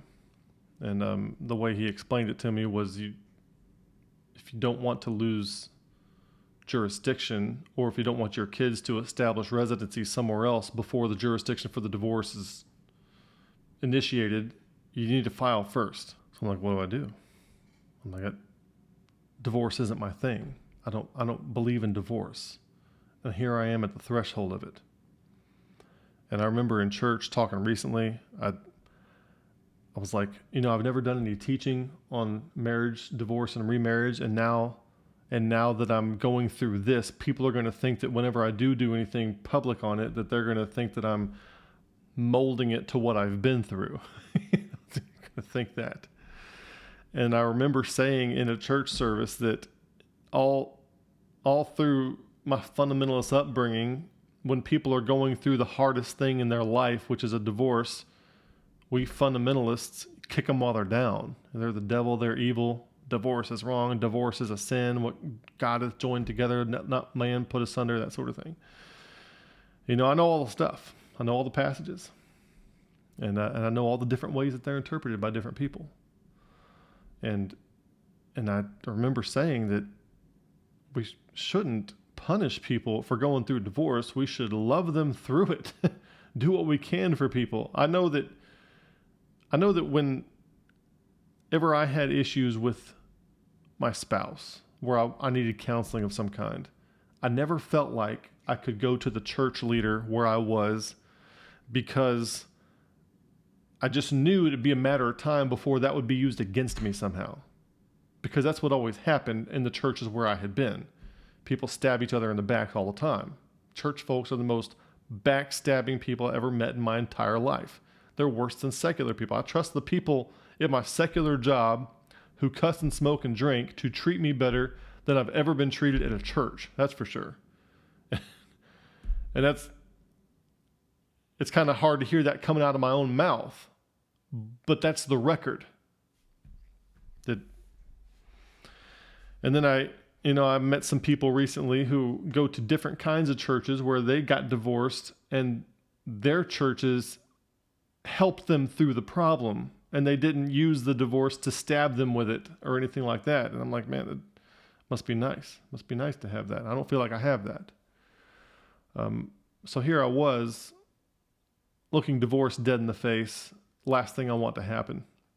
I tried everything that I could, and everything backfired.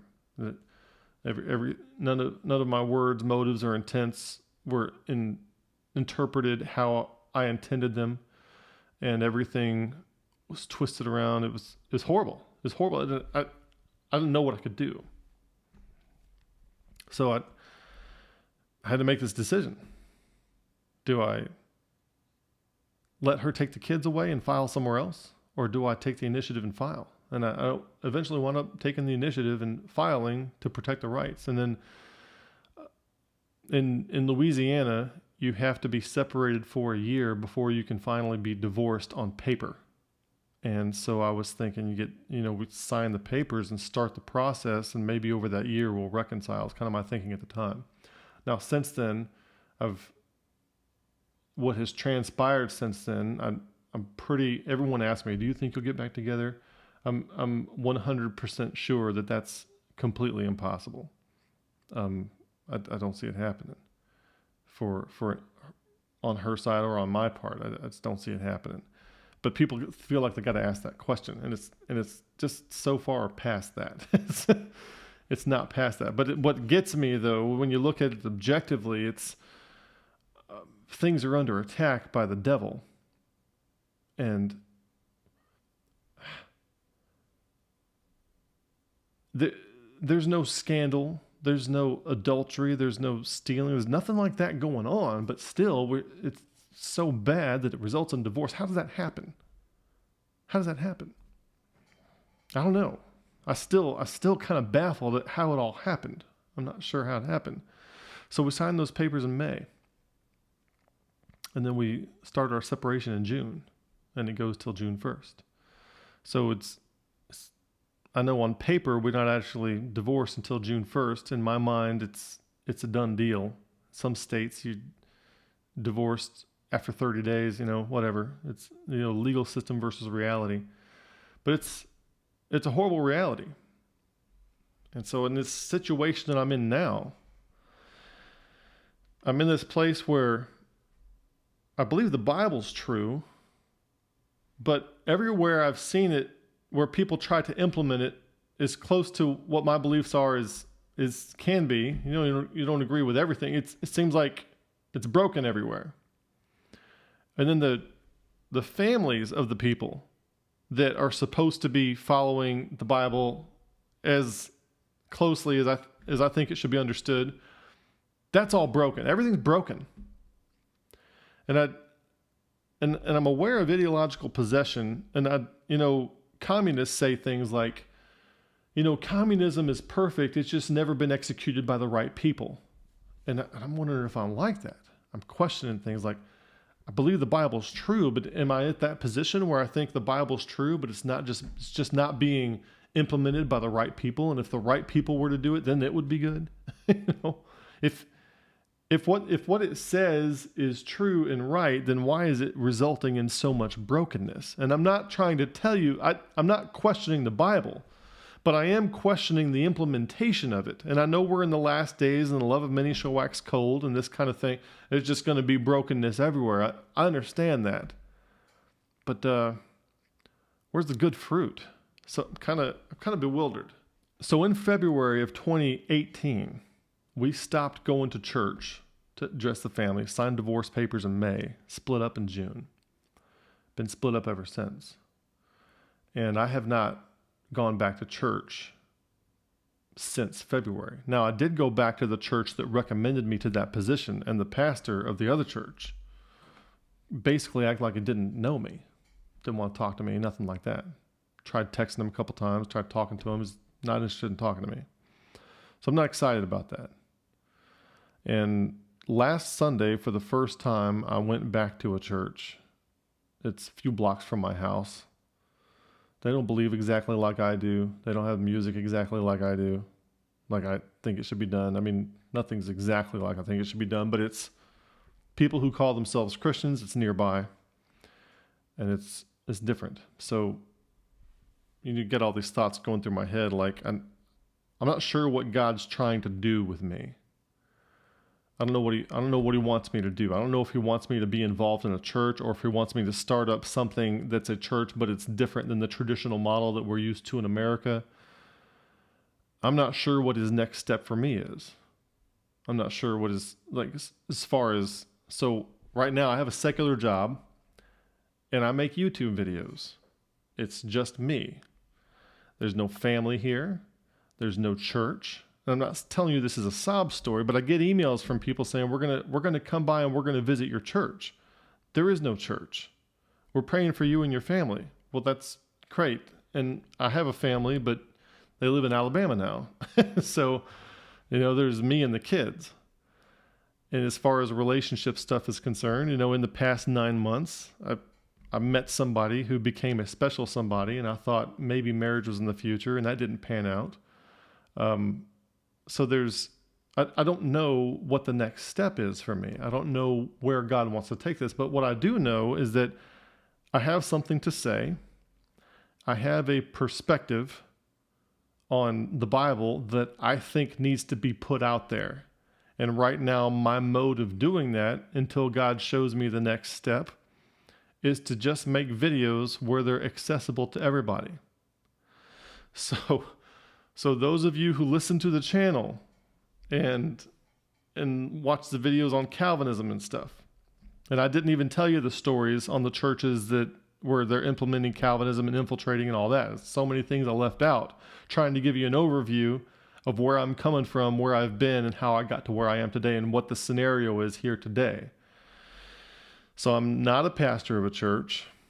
So there is no church to come visit. You say, well, I'm going to come to New Orleans and visit your church. There isn't one. We can have church in the house all you want. Yeah, we can do that all you want. Come by, stop by. You can stop by and visit the house. So I ask for your prayers. There's a lot of things that I have a curious approach to the Bible. I don't think I've got it all figured out, and I don't think that there's a system that tells me everything I need to know. And I know God works in mysterious ways, but I have no idea what he's up to with me for sure for the, protracted out future.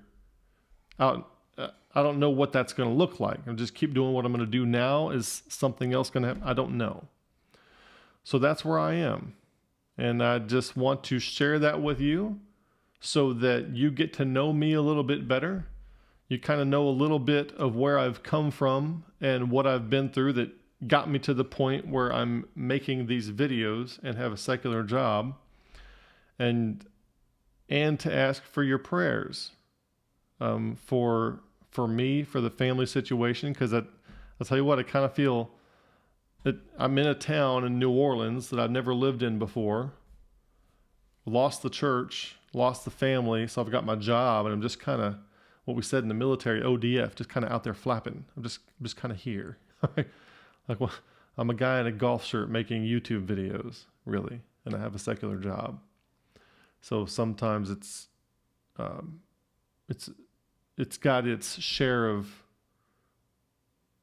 emotional struggles as well as other things, and when it comes to the 5 personality traits, I tend to be highly neurotic. But we have a blessed hope, and we know what the ultimate future is going to happen.